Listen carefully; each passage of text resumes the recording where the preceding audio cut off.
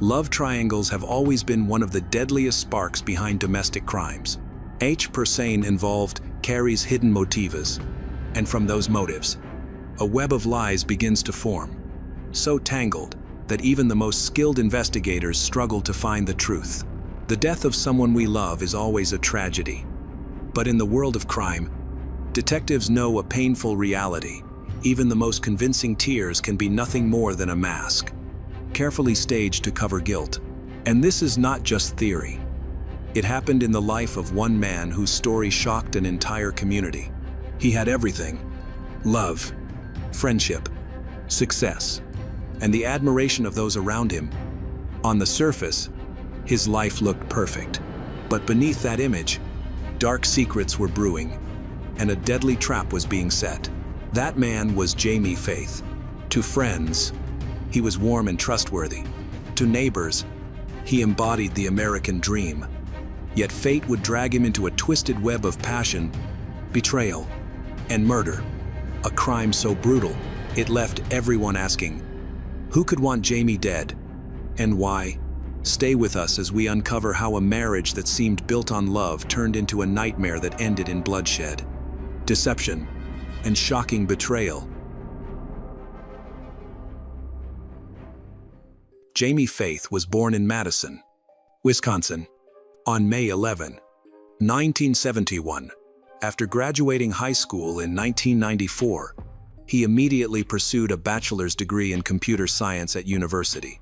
He successfully graduated and spent several years working as a software engineer in his hometown, where he was recognized for his professionalism. He was a hardworking individual who frequently informed his family that he did not want to get married or have children. While he had many friends and was generally sociable, Jamie struggled in romantic relationships.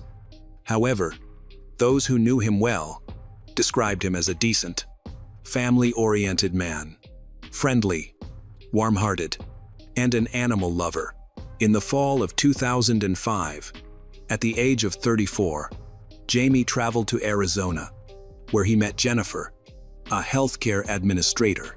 They hit it off immediately, talking late into the night, and their relationship quickly blossomed. Jamie moved to Arizona shortly after meeting Jennifer and easily bonded with her 8-year-old daughter, Amber. As their relationship grew, Jamie advanced professionally at American Airlines. Their life together appeared to be flourishing. Jamie has built a good relationship with both Jennifer and Amber, treating the girl like a daughter. He contrasted sharply with Jennifer's previous partner, Amber's biological father, who had abandoned her when he learned of the pregnancy. Jennifer described her former partner as abusive and cruel, often instilling fear in her. After years together, Jamie and Jennifer decided to marry in Las Vegas in the summer of 2012. By 2017, they had been together for 12 years, of which 5 were as a married couple. Jamie landed a new high-level position at American Airlines, which required them to move from Arizona to Texas. They settled in Dallas and began building a new home in the Oak Cliff area of California, just 11 kilometers from the city, which Jamie believed was the perfect place to live. They are loved by the community, often hosting barbecues for the neighbors. Jamie remained a hard-working and kind person who enjoyed walking his dog each day. By October 2020, Jamie and Jennifer had been married for 8 years and had lived in their home for over 3 years. They celebrated their 15th anniversary since meeting with a special dinner on October 8. The next morning, Friday, October 9, 2020, Jamie, now 49, was preparing for work around 7:30 a.m. He took his beloved dog for a short walk, which was part of his daily routine. On this morning, however, an unforeseen tragedy awaited him. In the usually quiet neighborhood, there were few people out, and their house had security cameras that captured Jamie and Jennifer leaving with the dog. Unbeknownst to them, this walk would mark the final moments of Jamie's life. A black pickup truck was parked on the opposite side of the road when a stranger wearing a blue mask suddenly got out. He quickly raised a gun and aimed it at Jamie Faith. Everything happened in an instant. Jamie barely had time to react and was caught off guard. The assailant fired a pistol, emptying the magazine. Out of 9 shots, 7 bullets struck Jamie. After the gunshots rang out, women's screams echoed throughout the area. Neighbors from nearby homes ran out and saw Jennifer standing next to Jamie, looking horrified. Instead of fleeing, the attacker targeted Jennifer next. He knocked her to the ground, bound her wrists with duct tape, and attempted to remove her wedding ring. Their dog attacked the attacker, but he quickly fought back. By this time, several neighbors had gathered, watching the harrowing scene unfold. When the attacker noticed the witnesses, he stopped his assault, jumped back into his black pickup truck, and sped away. Meanwhile, multiple residents called the local police to report the incident. Emergency vehicles arrived quickly, but it was too late.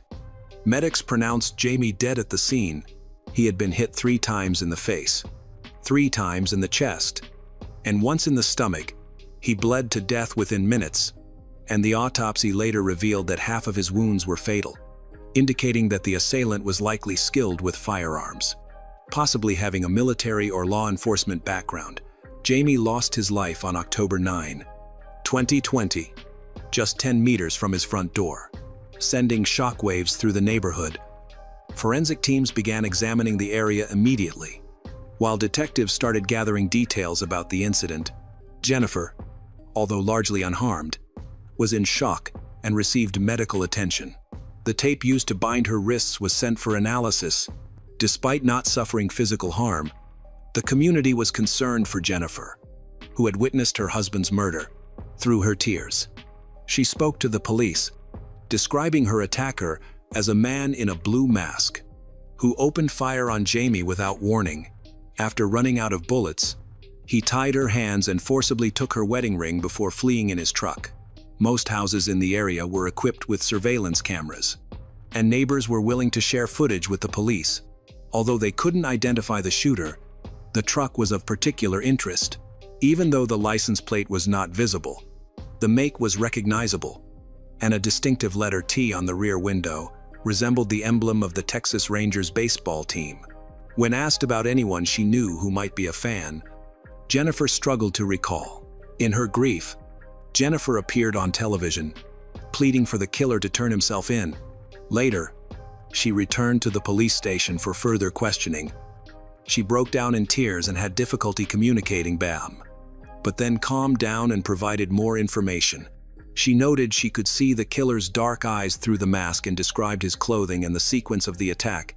After he bound her hands with tape, he hit her in the face, a detail corroborated by witnesses who had rushed to the scene. All that remained on Jennifer's body was a small abrasion.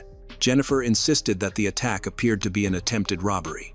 However, there were several inconsistencies with this theory, particularly regarding the timing and the attacker's behavior. The suspect did not appear to be trying to conceal his actions, making it unlikely that this was a standard robbery. This raised questions about his true intentions. The police found it hard to believe that he would spontaneously choose to rob a couple while driving through a residential area, especially since they were just taking a walk with their dog. The attacker appeared overly prepared and unafraid, suggesting that his main target was Jamie, while the attempted theft of the ring and assault on Jennifer might have been a cover for his real motives. After the attacker shot Jamie, it seemed clear that he had a personal motive, especially since he didn't shoot Jennifer. As a result, Jennifer was re-interrogated. It was suggested that Jamie had made a dangerous enemy, though their identity remained unknown. Jennifer explained that she and Jamie had been happy together and celebrated their 15th anniversary just a day before his death, which was a joyous occasion for them. She described Jamie as a loving and calm person, making it hard to believe he had such a serious adversary. Following this, she and her daughter, Amber, set up a GoFundMe page to seek financial assistance for the funeral. As a housewife, Jennifer was facing significant financial challenges. The initiative quickly gained support, raising over $60,000 in a short time. Neighbors also helped by providing food. Jennifer shared her harrowing experience with the media, expressing hope that the killer would be caught soon. With the funds, she organized 2 funeral services for Jamie, one in Dallas and another in Phoenix. Meanwhile, Detectives were diligently working to find the perpetrator. They discovered .45 caliber shell casings at the crime scene, along with Scotch tape and bullets removed from Jamie's body, which were sent for analysis. Review of surveillance footage was prioritized. They found a video taken a few hours before the attack, showing an unknown man walking near the fence of Jamie's home and appearing to survey the area. His attire closely matched that of the man who later shot Jamie and attacked Jennifer. His suspicious behavior led detectives to rule out the possibility of an accidental shooting. He clearly had an interest in Jamie's family, raising questions about his connection to them. In their search for clues, detectives requested Jennifer's mobile phone and her husband Jamie's phone. While Jamie's phone contained no significant information, suggesting he had no known conflicts, Jennifer's phone contained a suspicious text message sent weeks before the murder. In that message, she talked about a man named Darren, and the context suggested that their relationship was more than just casual friends. When contacted, this friend confirmed that they had heard about the possibility that Jennifer was romantically involved with someone else, but did not provide any further details. Law enforcement wanted to learn more about Darren Lopez, a 48-year-old Army veteran who had served in Iraq and Afghanistan. At the time of the murder, he was divorced and living alone on a farm in Cumberland Furnace, Tennessee, a small community, nearly 1,000 kilometers from Dallas. It raised questions when investigators discovered that Jennifer had been discussing Darren shortly before Jamie's death. They decided to explore the connection between Darren and Jennifer. It turned out that Darren and Jennifer were not just acquaintances. They had dated in high school and attended prom together. They continued their relationship into college until Darren's military service interrupted it. By that time, they had even talked about marriage. But they hadn't seen each other for decades, since their youth. After leaving the military in 2017 and subsequently divorcing his wife, Darren found himself isolated on his farm. He struggled to connect with his 4 children due to his military duties, which included a traumatic incident where he sustained a serious head injury from a bomb explosion. He became increasingly withdrawn and suffered from depression and post-traumatic stress disorder, worsened by financial struggles. To combat his loneliness, Darren started reconnecting with old friends online, including Jennifer. By late 2020, he reached out to her for the first time, and they quickly began chatting multiple times a day. Their conversations started off casually, reminiscing about the past. After about a month, Darren expressed that he had always cared for Jennifer, and she seemed to reciprocate his feelings.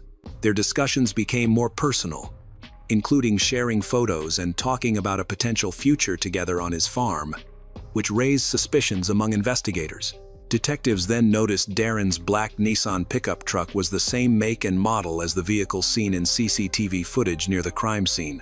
Alarmingly, the day before the murder, on October 8, 2020, Darren informed his family that he was going hunting.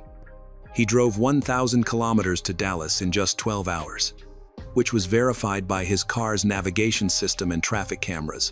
He arrived in Oak Cliff early on the morning of October 9. After comparing photos, investigators found that Darren closely resembled a man seen looking through the fence at Jamie's home.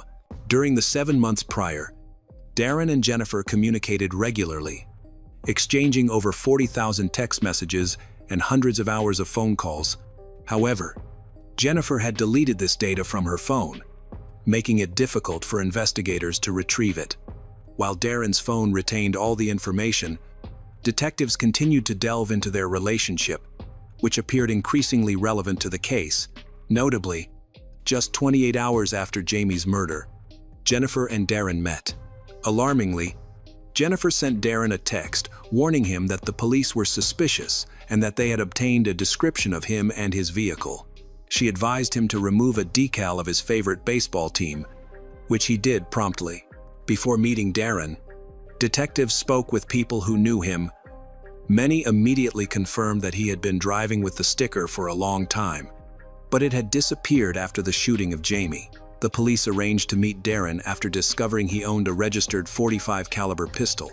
They executed a search warrant and found the weapon, which was sent for ballistics testing, as well as a blue mask matching eyewitness descriptions.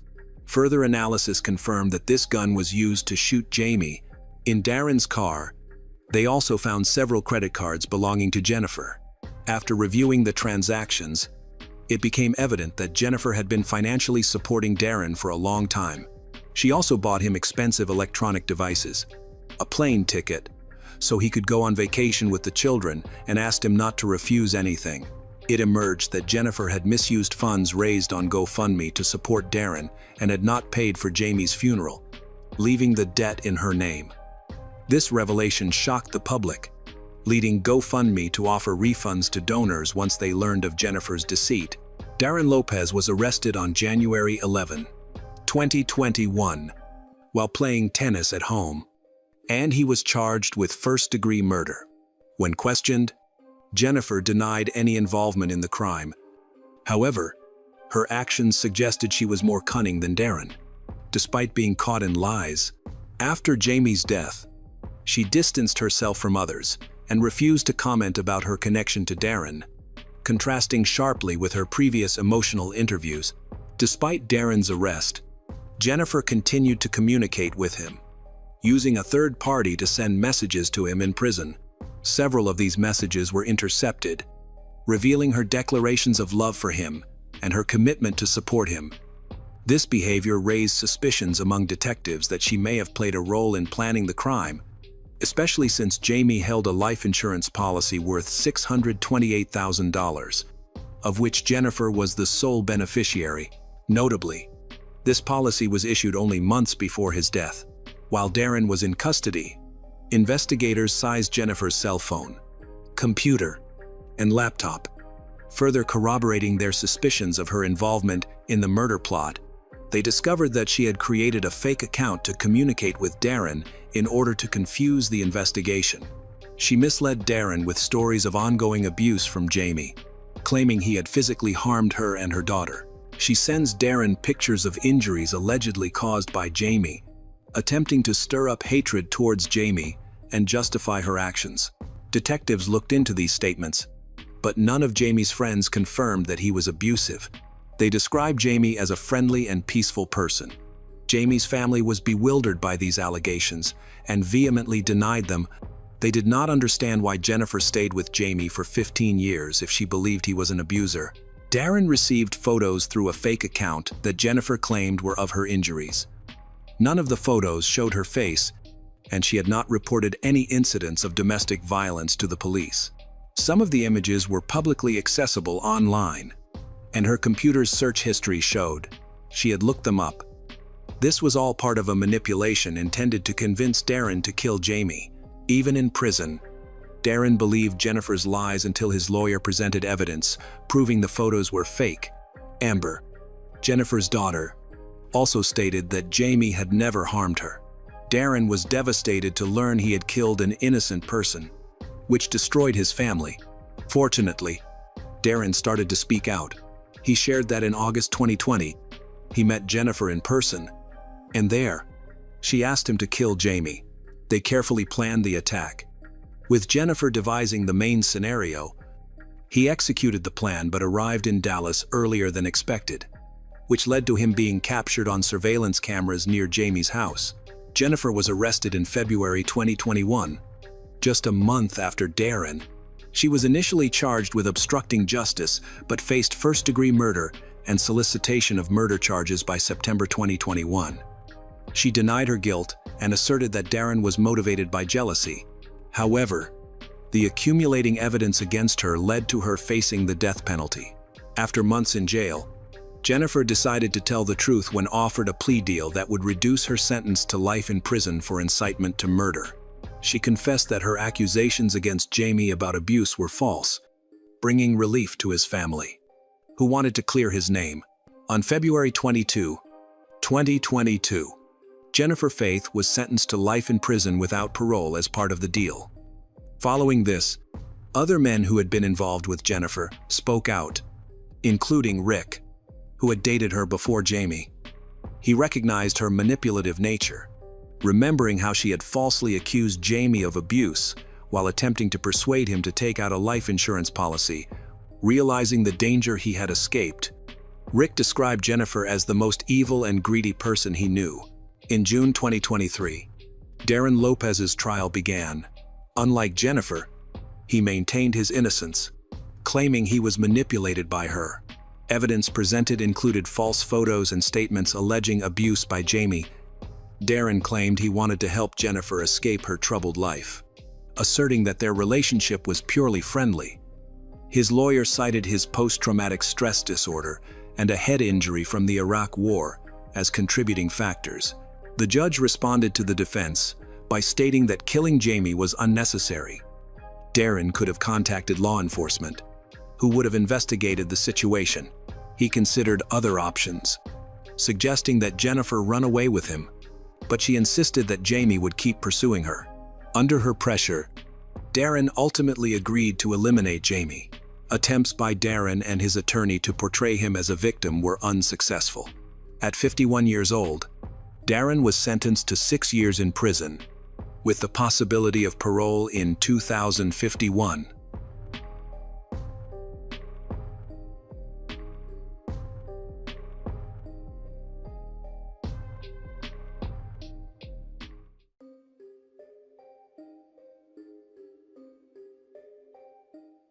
It was a warm summer morning in Melbourne, Australia, on Sunday, February 13, 2005.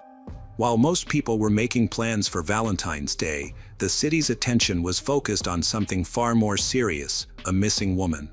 Her face had become familiar across news broadcasts. Her name was Maria Korp, and she had been gone for 4 days. That morning, a park caretaker made his way to work at King's Domain along Dallas Brooks Drive. He normally didn't work on Sundays, but a routine inspection of the water tanks had brought him in. After wrapping up his checks, he stopped by a nearby cafe for coffee. That was when he noticed something odd: a red Mazda parked nearby.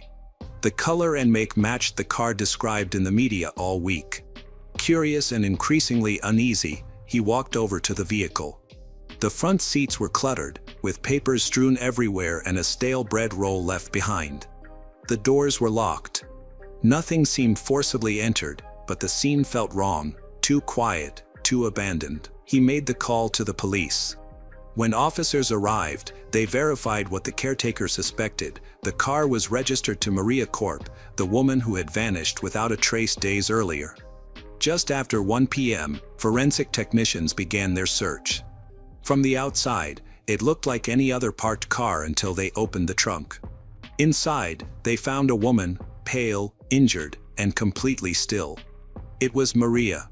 There was no movement or signs of life. And then, suddenly, she breathed.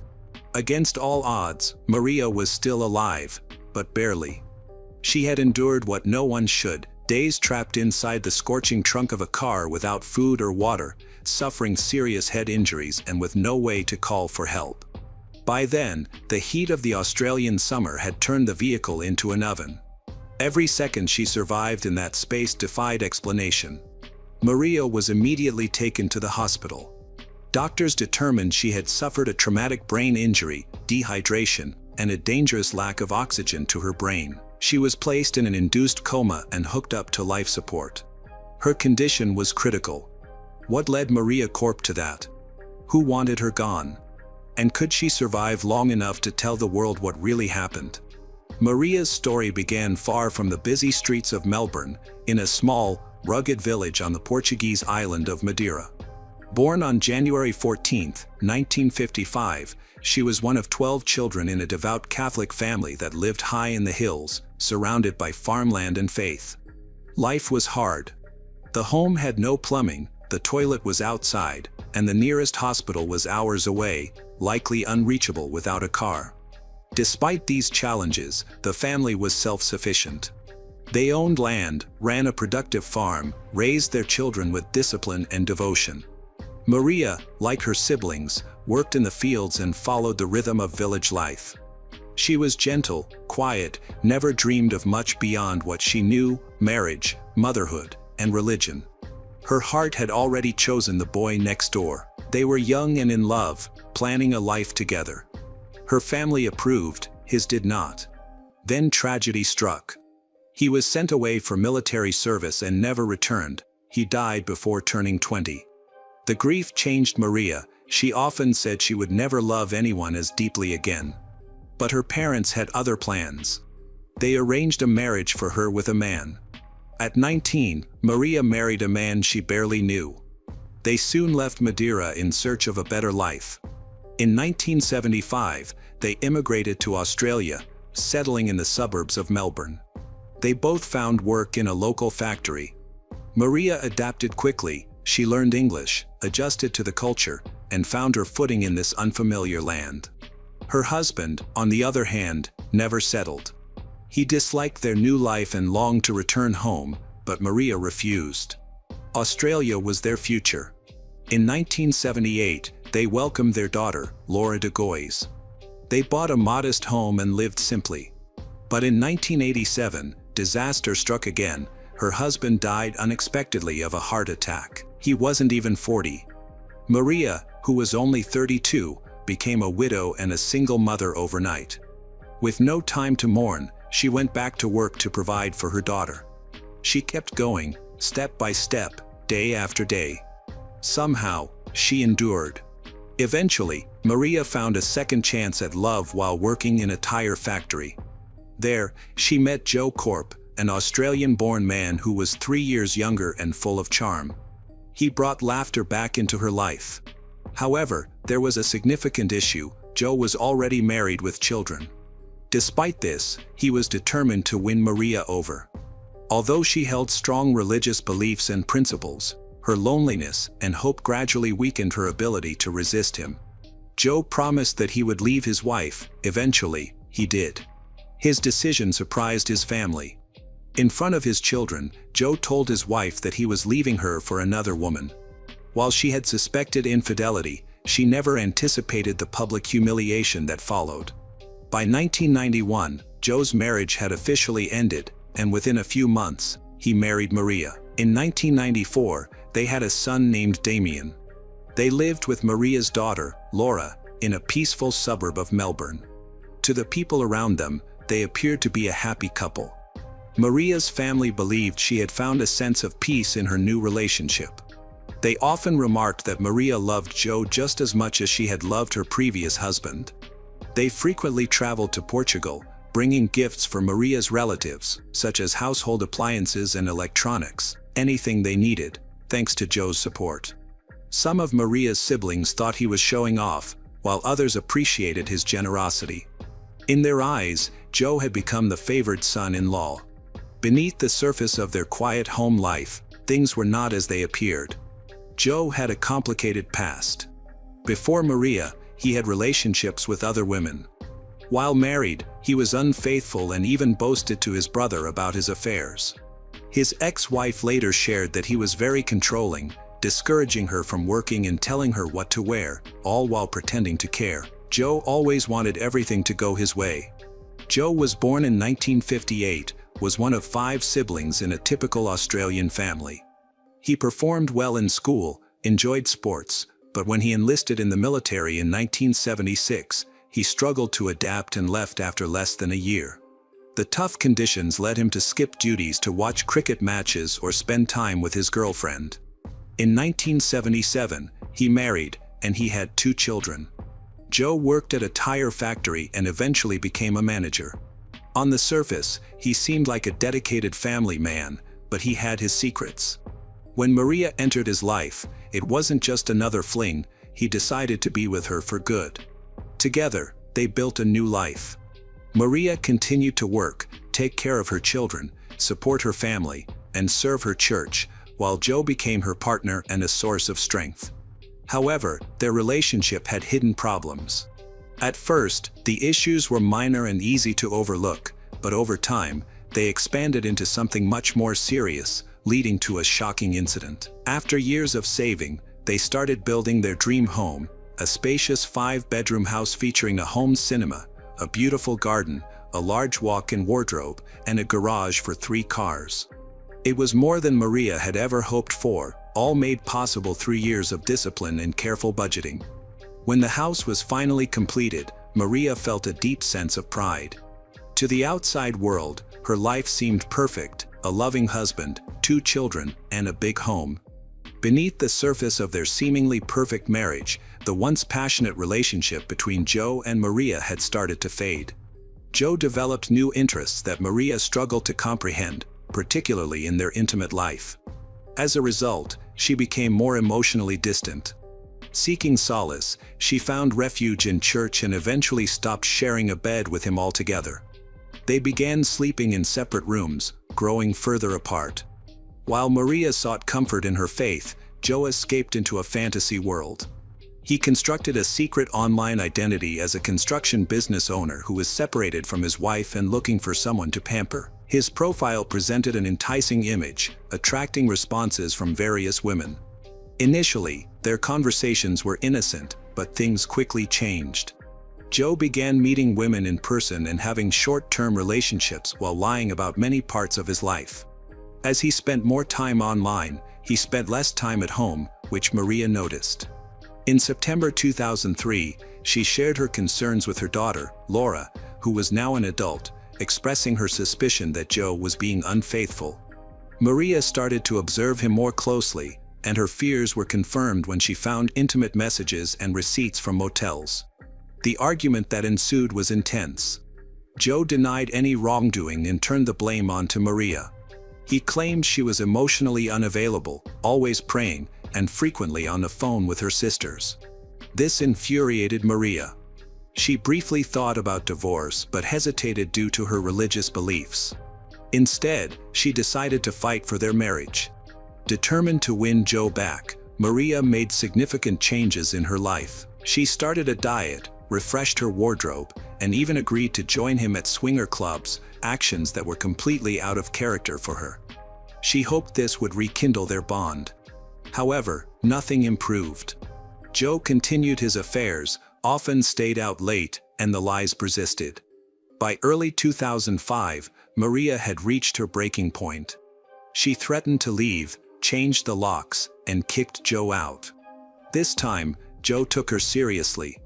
He promised to change, said he would end his affairs, and wanted to start anew. For a brief moment, it seemed like they could reconcile. Maria even told her friends that things were looking up. But then came Wednesday, February 9, 2005. The day started like any other. Maria and Joe woke up early to get ready for work, both of them working at different factories. Around 6:30 a.m., Maria left the house, followed shortly by Joe. Their daughter Laura was still living with them but had a later start time for her job and was still asleep when they left. Everything appeared normal until midday. The school called to inform that their son, Damien, had not been picked up. It was Maria's responsibility to pick him up every day, but no one could reach her. Confused, Joe went to collect Damien himself. He wondered if he had misunderstood or if Maria had asked him for help and he'd forgotten. However, when he returned home, Maria was still missing. As night fell, she had yet to return. Calls to her phone went unanswered, and none of her friends had seen or heard from her. The situation became even more alarming when they discovered that Maria had not shown up for work and had not called in sick. There were no messages or explanations. Maria was not the kind of person to just disappear. That evening, Joe reported Maria missing. The authorities responded immediately. By the next morning, her disappearance was all over the news. Her photo and a description of her missing red Mazda were broadcast on TV and printed in newspapers. The community anxiously hoped for updates. However, what no one realized was that a dark and troubling truth was already visible. Time was quickly running out. The breakthrough in the case occurred just 4 days after Maria disappeared. A city worker found her Mazda parked near King's Domain in Melbourne. It appeared to be an ordinary car until investigators checked the boot. Inside, they discovered Maria crumpled and motionless. She was alive but in critical condition. Doctors identified a severe head injury, but the real concern was the trauma to her neck, indicating someone had attempted to strangle her, cutting off her oxygen for long enough to cause permanent harm. Believing she was dead, the attacker had stuffed her into the boot of her own car. She endured 4 days in that sealed space without water, food, or airflow during the peak of the Australian summer. She was quickly taken to the hospital, put into an induced coma, and connected to machines. Doctors estimated she had only a 25% chance of survival due to severe oxygen deprivation, which had caused significant brain damage that might be irreversible.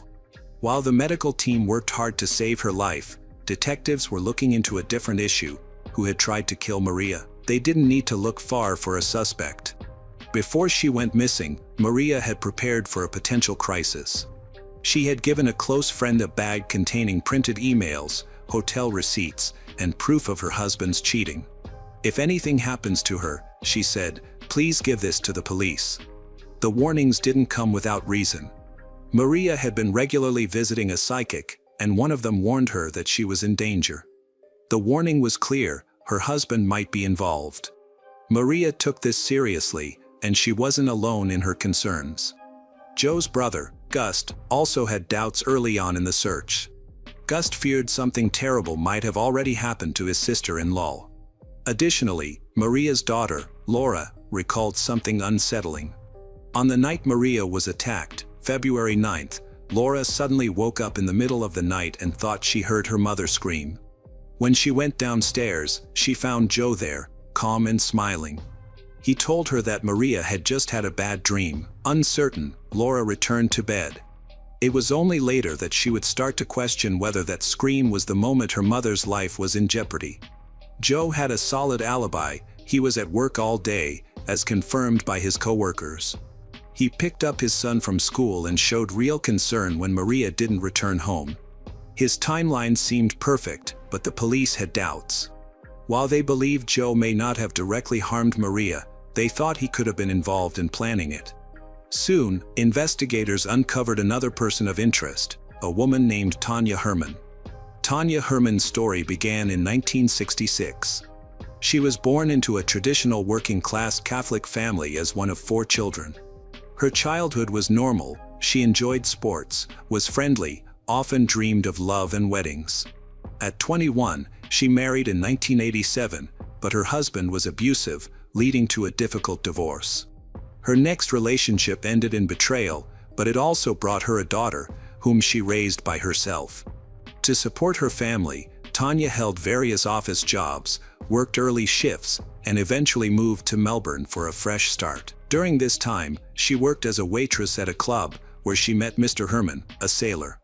They got married and had a daughter, but unfortunately, that marriage also did not last. By 2002, Tanya was single, struggling to raise her 2 children. To earn some money, she began babysitting kids in her neighborhood. However, her babysitting job ended in scandal when several parents accused her of locking children in a room, and one child even broke their leg. These allegations forced her out of work. Her relationship with her teenage daughter worsened. At just 13 years old, her daughter chose to live with her father. As a result, Tanya became isolated and both financially and emotionally exhausted. She began spending time in online chat rooms. In late 2003, she met a man named Joe, who claimed to be a separated business owner looking for a fresh start and said he had 2 kids. However, the truth was that Joe still married and living with his wife, Maria. Their first meeting in person was in February 2004, and the connection between them was immediate. Tanya was enchanted. Joe seemed to say all the right things and consistently made time for her. He told her he was in the final stages of his divorce. She believed him. By late 2004, they had even rented a house together, just minutes from the home he shared with Maria and his children, of which Tanya was completely unaware. Joe went further by decorating their love nest with furniture similar to that of his marital home. He also enrolled Tanya's daughter in the same school as his own son, a disturbing detail that would only be revealed much later. Joe never moved in with Tanya full-time, despite various excuses. He claimed he was busy with paperwork, finalizing the custody agreement, or waiting for the right moment. However, Tanya began to notice inconsistencies in his stories, and his visits became less frequent. His fabrications, which he had mastered, started to fall apart. When Joe finally admitted that he was still married and that his life was far from what he had described, Tanya was furious. However, her anger quickly faded as her deep love for him took over. She decided to forgive him, but that forgiveness gradually transformed into obsession. Tanya started to follow Maria, observing her at the school gates and memorizing her daily routines. By the end of 2004, Joe was secretly planning to start a new life with his mistress while still living with his wife. His family knew about Tanya, and surprisingly, some even approved of the relationship. They had never liked Maria, likely because their relationship began with cheating. To them, Tanya represented a fresh start. In December of that year, Joe confided in a friend that he was in a new relationship and that his marriage was over. However, Maria remained unaware of this. She still thought they were trying to resolve their issues. What Joe didn't mention was that divorcing Maria meant he would have to divide their assets, including their home and the life they had worked so hard to build together. When police questioned Joe about Maria's disappearance, he confessed to having an affair, but his alibi was strong. In contrast, Tanya did not have an alibi. Detectives began focusing on her when they noticed that she had taken her daughter to school unusually late on the morning Maria disappeared. They brought Tanya in for questioning and searched her home. In the back of her wardrobe, they discovered a pair of sports shoes with red stains that were later confirmed to be blood matching Maria Korp's DNA. Further DNA evidence was found in the Korp family's garage, indicating that the attack likely occurred there. The investigators suspect that, as Maria approached her car, Tanya ambushed her, possibly with Joe's assistance. Once Maria was knocked unconscious, they put her in the trunk of her own car. Tanya then drove away, while Joe went to work, acting as if nothing unusual had occurred. Meanwhile, Tanya's explanation did not add up. She stated that her daughter had simply overslept, which caused her to be late. However, during questioning, detectives observed her nervousness and her frequent mention of Joe. Her tone was affectionate, almost infatuated, revealing that she was willing to do anything for him. Police suspected that both Joe and Tanya were involved in the crime, as they had motives, opportunities. The evidence against them. However, Joe denied any wrongdoing, claiming he was attempting to end the affair. Lacking direct evidence of his guilt, detectives decided to try a different approach. They contacted Tanya's brother and asked him to wear a recording device. This strategy proved successful. During a recorded conversation, Tanya confessed that Joe had no plans to leave his wife because he didn't want to risk losing his wealth. She revealed that Joe believed Maria was the only obstacle to their happiness. Joe thought he couldn't be the one to make Maria disappear without arousing suspicion. However, Tanya was willing to do it, convinced that no one would look for Maria and that their love justified the actions they were considering. Tanya and Joe were arrested on February 16, 2005. Tanya confessed right away, but Joe did not. He accused Tanya of being jealous and insisted that she acted alone. Tanya pleaded guilty to causing serious injury and, without going to trial, she was sentenced to 12 years in prison, with a non-parole period of 9 years. Meanwhile, Maria remained in a coma and did not regain consciousness for several months. Joe was released on bail, and on June 9, he submitted a formal request to visit his wife in the hospital. His request was approved, but unfortunately, her health was not getting better. On July 26, the doctors concluded that keeping her on life support was no longer viable and advised discontinuing it. This decision sparked significant controversy, led to protests outside the hospital. Maria's family was heartbroken, publicly disagreed with the doctor's recommendation, but the medical advice remained unchanged. On August 5, 2005, nearly 6 months after the attack, Maria Korp passed away. Her funeral took place on August 12. On that same day, Joe made 2 phone calls, one to his ex-wife and another to a journalist, where he expressed his intention to take his own life. When emergency services arrived at his home, they found Joe in the garage, standing on a stool with a noose around his neck. Upon seeing the responders, he jumped. Unfortunately, he died at the scene. Beside him were photos of Maria, sports memorabilia, and a handwritten note in which he asserted his innocence. We will never fully know if that note was the final lie or the truth. If Joe had gone to trial, it might have been difficult to prove his guilt, but justice never had the opportunity to take its course. In 2013, several years later, Tanya, who was still in prison, asked to marry another female inmate, but her request was denied. On February 14, 2014, she was paroled after serving a little over 8 years in Dame Phyllis Frost Maximum Security Prison, and her new partner was there to greet her at the prison gates. The death of Maria Cork shocked the entire nation of Australia. Maria was a woman who dedicated her life to her family, love, and faith, yet she was betrayed by the person she trusted the most. Her death was not merely a crime, it was a tragic outcome of obsession, selfishness, and deceit. One of her attackers went to prison, while the other avoided justice by committing end his life. However, the person who truly paid the highest price was Maria. Her voice was silenced, her future taken away, and her story remains a painful reminder of one of Australia's darkest true crime cases. A question that remains forever unanswered: is Joe Cork guilty?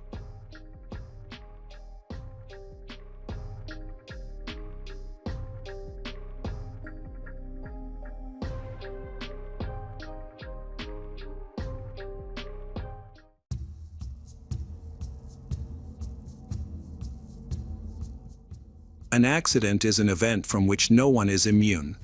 At any moment, something unexpected can occur that completely changes the usual course of events. However, not everyone is able to accept the death of a loved one, and sometimes an accident turns into a catalyst for even more bloodshed. On the evening of July 1, 2016, Roberta Smargiassi was heading to her mother's house. At that time, she was 33 years old. She had been handling her business all Friday and was planning to visit her relatives to share some good news. Roberta wanted to prepare a festive dinner to gather all her relatives later. She was excited and hurried to reach her parents' house as soon as possible, using her scooter. Before leaving, Roberta called her mother to say she would be arriving soon. Unfortunately, she was not destined to reach her loved ones. Roberta was riding her scooter along the road when she moved through the green light. In the other lane, a young man named Italo DeLisa was driving a Fiat Punto. He was only 21 years old. Despite the fact that the traffic light was red for him, he ignored it and continued driving. He did not notice the scooter that Roberta was riding. A collision occurred. After the impact, she crashed into the traffic light and fell onto the asphalt. The impact was quite strong, and she was thrown onto the sidewalk. Roberta sustained very serious injuries. Italo was confused but did not run away from the scene. He tried to provide first aid to Roberta. Witnesses immediately called the emergency services. When the medics arrived, they found the victim lying on the sidewalk with her head badly injured. Wounded, Roberta was barely clinging to life. They attempted to help her on the scene, but without specialized equipment, she would definitely not have survived. Therefore, she was urgently loaded into an ambulance and sent to the hospital in Vasto, Italy. The medics fought for her life on the way to the medical center. Upon arrival, Roberta was immediately taken to the surgical room for emergency surgery. Unfortunately, they were unable to save her, as her injuries were too severe. The cause of death was a craniocerebral injury due to her head hitting the pavement. Italo was also taken to the medical center. It turned out that he only sustained minor abrasions. There was no one else in his car. After treating his abrasions, Italo underwent testing for alcohol and prohibited substances in his blood. He did not refuse the examination and claimed he had not used anything. Italo expressed regret over what had happened, explaining that he had been distracted, accidentally ignored a red traffic light, and had not noticed Roberta on her small scooter. A toxicological examination confirmed that he was telling the truth. No alcohol or illegal substances were found in his blood. He behaved appropriately, reasoned calmly, was aware of the situation, and expressed remorse for what had transpired. When he was informed that the victim of the accident did not survive the collision, he burst into tears. Italo did not attempt to deny his guilt but continued to assert that it was all the result of a coincidence. Naturally, this provided little consolation for Roberta's loved ones. Her mother had been expecting to welcome her daughter home, but Roberta never arrived. She tried to call her daughter, but was unable to reach her. Eventually, she turned to Roberta's husband, who informed her about the accident. When the family received The tragic news, everyone was in shock. They blamed her death on the young man who had been inattentive behind the wheel. But none of this could bring Roberta back. 9 months before the tragedy, Roberta Smargiassi married a man named Fabio Di Lello, who was the love of her life. At the time of the fatal accident, Fabio was also 34 years old. They had known each other for many years before deciding to tie the knot. Fabio was a sporty and quite popular man, a well-known footballer who demonstrated excellent results in amateur tournaments.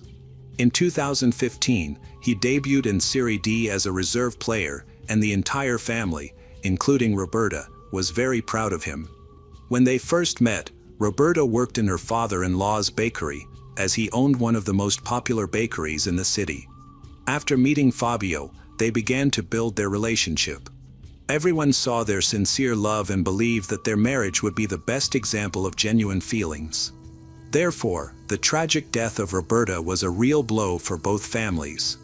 Once all the paperwork was completed, funeral preparations began on July 3, 2016. The body was taken to the church, which was overflowing with the victim's family and friends. There were so many people that they couldn't all fit inside the building. Most of them crowded outside, waiting to say goodbye to the victim of the tragedy. Roberta's funeral was conducted by the priest who had married them on October 3, 2015.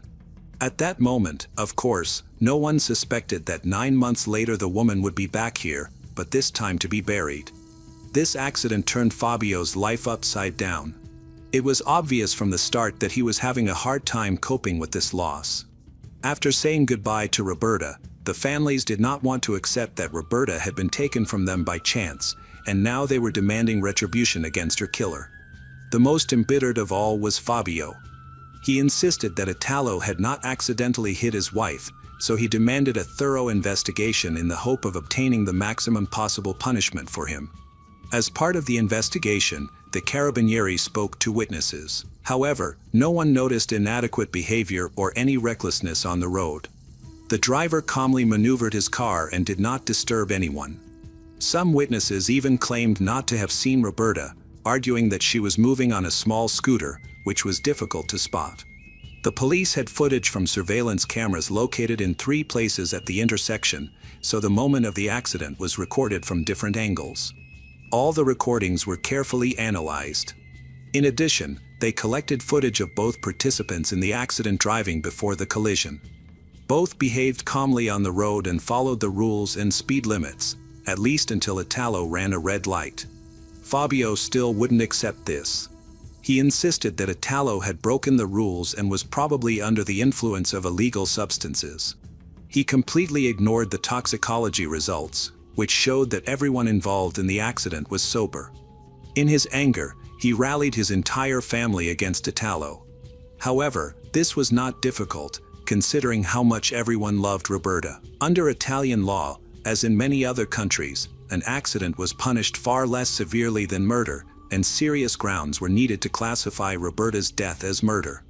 Law enforcement tried to build a case, but aside from the ignored red traffic light, there was no evidence to establish the fact of murder. All of this made Fabio even angrier. On July 15, 2016, he initiated a memorial procession in honor of his deceased wife, which dozens of concerned individuals attended. He demanded that the perpetrator be brought to justice and led a torchlight procession despite the pouring rain. Hundreds of people gathered to march. They walked through the streets of Vasto, chanting slogans against the killer. Fabio himself did not mince words. Most of the participants did not want to forget Roberta and hoped to honor her memory and achieve justice for the fatal accident. However, Fabio's overly aggressive and defiant behavior puzzled many. There was something more disturbing than grief in the air. It was the real hatred that Fabio felt for Italo. Even before this memorable march, accusations and very harsh statements about Italo began to surface on social media. Italo's family perceived the dissemination of discrediting information as inappropriate. They defended Italo, insisting that in life he was completely different from how Fabio tried to portray him. They argued that Italo made a fatal mistake but did so unintentionally and was not a murderer, according to his family. All of this even attracted the attention of the prosecutor investigating Roberta's death. The aggressive Fabio was only calmed by the threat of being accused of stalking. Although he became taciturn and stopped publicly confronting Italo, he did not cease inciting those around him against Italo in daily life. Initially, this had a particularly strong impact on the families of Roberta and Fabio. At Fabio's initiative, a large poster with Roberta's image appeared on her grave, and a bench was installed at the scene of the accident, serving as a memorial.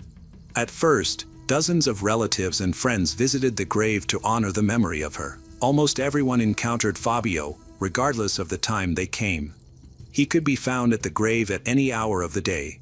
While others managed to contain their pain of loss, the grief-stricken husband began to behave more and more strangely. He quit his job and spent whole days at the grave of his deceased wife. In the first few days after the funeral, he came there to pray. He stayed for a couple of hours but then left. However, by the end of the first week, he was spending long hours there, then he began to stay for the entire day. Fabio even brought food with him, having lunch and dinner near the grave. His behavior began to resemble insanity. He could not come to terms with the loss of his beloved wife.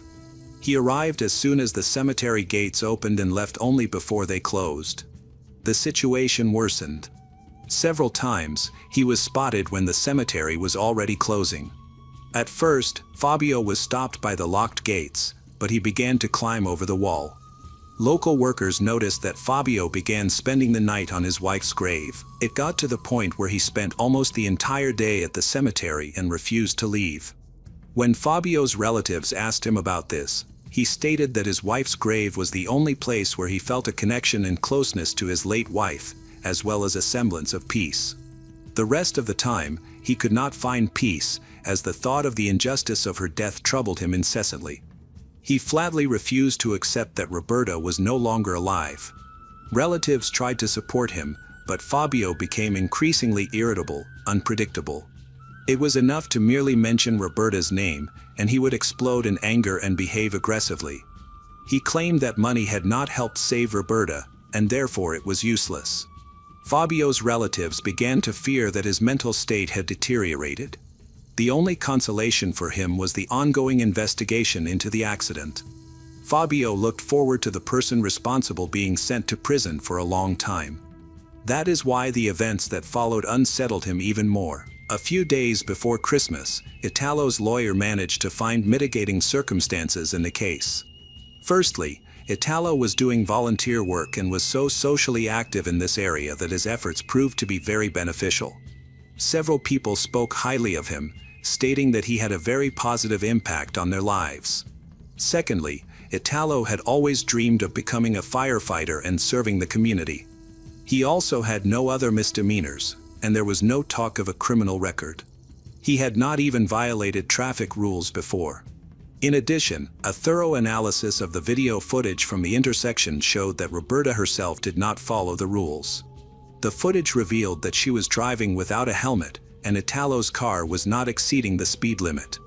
He was respecting the limit despite ignoring the red traffic light.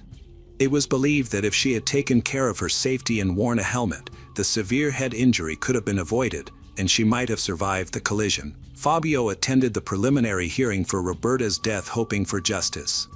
When he heard Italo's defense regarding mitigating circumstances, he exploded in a fit of uncontrollable rage. Several family members had to hold him back, fearing that Fabio might attack Italo. The judge took into account the mitigating circumstances presented by the defense. The lawyer's arguments sounded quite convincing, and even Roberta's relatives were unaware that she had neglected to wear a helmet. In the eyes of others, the defendant no longer appeared to be the cruel man Fabio had painted him to be. But not to Fabio, he continued to regard Italo as a monster deserving the harshest punishment. A hearing was scheduled after which everyone dispersed. Italo remained free, at least until the trial's conclusion. As Fabio left the courtroom, he glared at Italo with long, piercing hatred.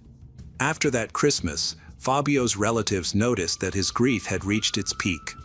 He spent several days in front of his beloved's grave, kneeling and praying almost the entire time. This time, he did not even bring food with him, which looked very alarming. When asked about food, he chuckled, saying that he did not even feel hungry. Everyone was very concerned about Fabio's mental state, but any suggestions and attempts to send him to a doctor for help ended in conflict. Roberta's mother, father, brother, and other relatives tried several times to start a conversation about going to a psychiatrist for a consultation, but to no avail. The only thing he could think about, besides his wife, was the inability of law enforcement agencies to punish the insidious criminal Italo. The main hearing was scheduled for February 21, 2017. However, after hearing Italo's lawyer's defense and the judge's reaction, Fabio didn't have much hope for a harsh sentence. Hatred had consumed him completely. He craved not just justice, but also retribution. Judging by conversations with his loved ones, he had stopped believing in justice.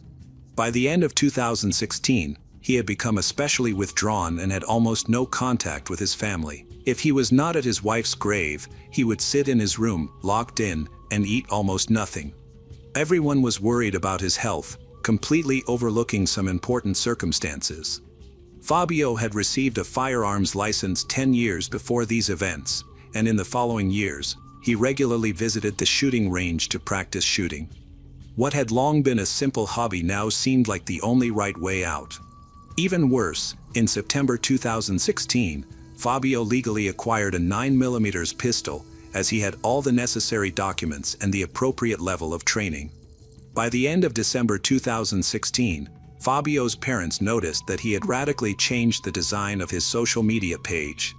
He posted gloomy updates with sad thoughts and also shared a scene from the film Gladiator, where the main character returns from the war to find that his entire family has been killed. Friends assumed this was how he was processing the bitterness of his loss and found his reflection in the movie's hero.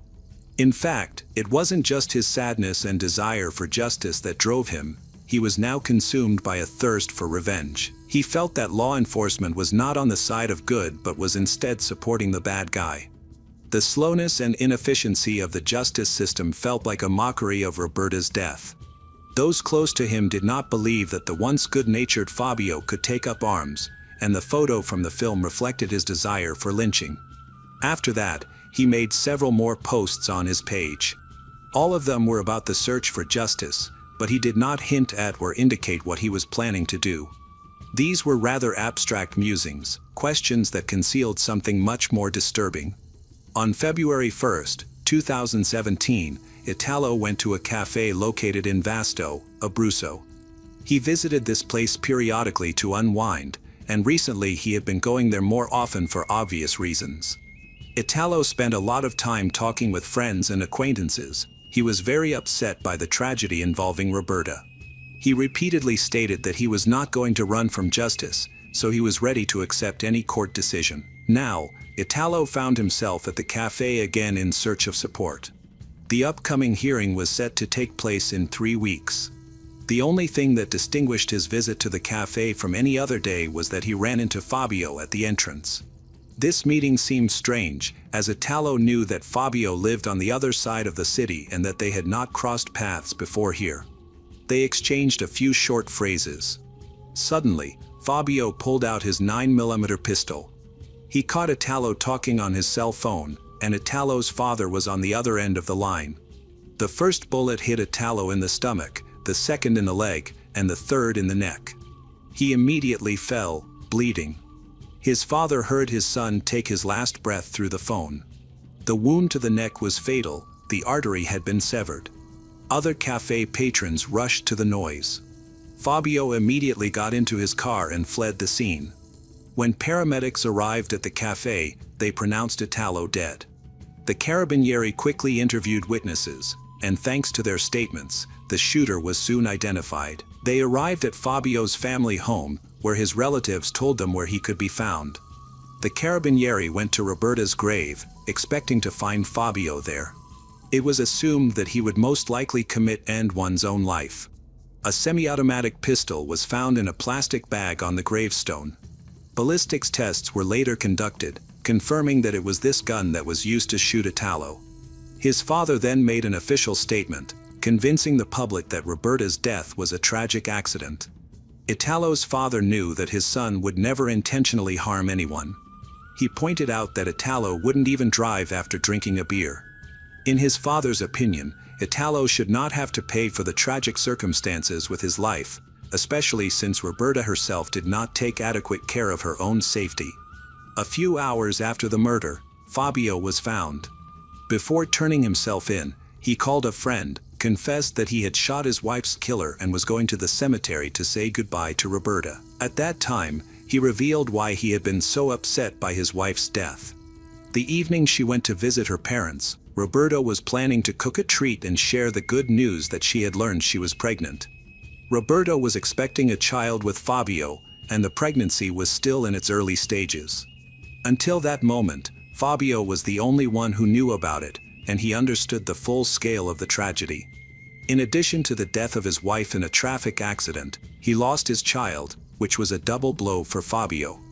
After Italo's death, his father continued to clear his son's name from the negativity directed at him on the internet and in life. He needed to present all these arguments at the trial so that his son would not receive the same harsh punishment as real criminals who acted with malicious intent. The father believed that Fabio had acted unfairly towards his son. Fabio had created an atmosphere of hatred against Italo to such an extent that the whole country branded him as an Italian killer. In reality, according to Italo's father, he was a victim of circumstances. Italo was not evil. He took Roberta's death very hard and often shared his feelings with his father, stating that the only thing he would like to correct in his life was running a red light. Italo's father created a sort of memorial in front of the cafe where his son was shot, placing Italo's photo and candles there, visiting every day to honor his memory. Public opinion was divided on the matter. Some supported Roberta's husband, believing that Fabio had done the right thing by seeking revenge on the offender who took his wife and child. Others felt that Fabio had acted too harshly and should have waited for the court's decision. Italo would certainly have received a fair verdict. In fact, after Italo's murder, Fabio's parents expressed their condolences to his family. They revealed that they had sought medical assistance 2 days before the crime when Fabio's unpredictable behavior reached its limits. They realized that he needed qualified psychiatric help, even if it meant he would have to be committed. They noticed that his behavior was completely out of control, leading them to fear for his mental health and request his hospitalization. Unfortunately, bureaucratic obstacles and the inertia of the system prevented this from happening in time. If Fabio's parents' appeal had been successful and he had been hospitalized immediately, perhaps a second tragedy could have been avoided. On February 4, 2017, Italo's coffin was present at the Vasto Church. The funeral was attended by numerous friends and family members. The ceremony was led by the same priest who had previously addressed Roberta's unexpected passing. Aware of the tragic events, he encouraged everyone present to act with kindness and respect towards one another.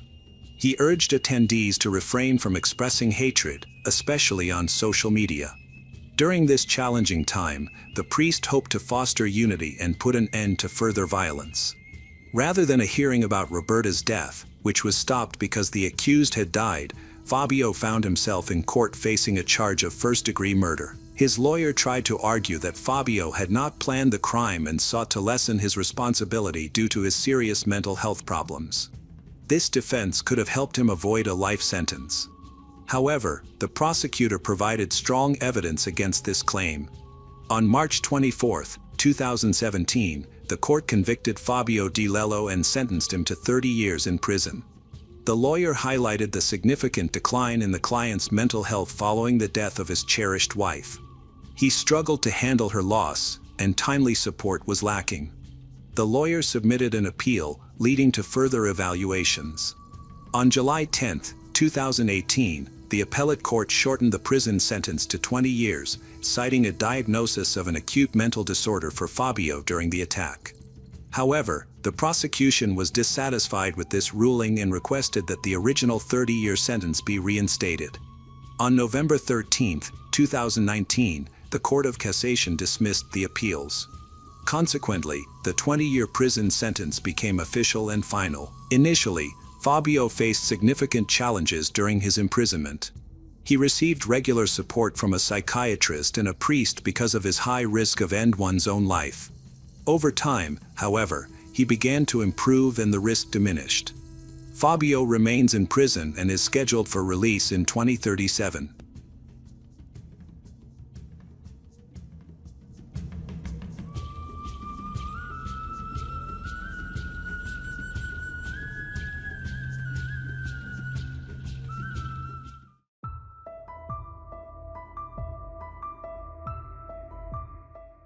At 3 a.m., police knocked on the door of a quiet apartment in Houston. Inside, Leon Jacob and Valerie McDaniel thought their troubles were resolved.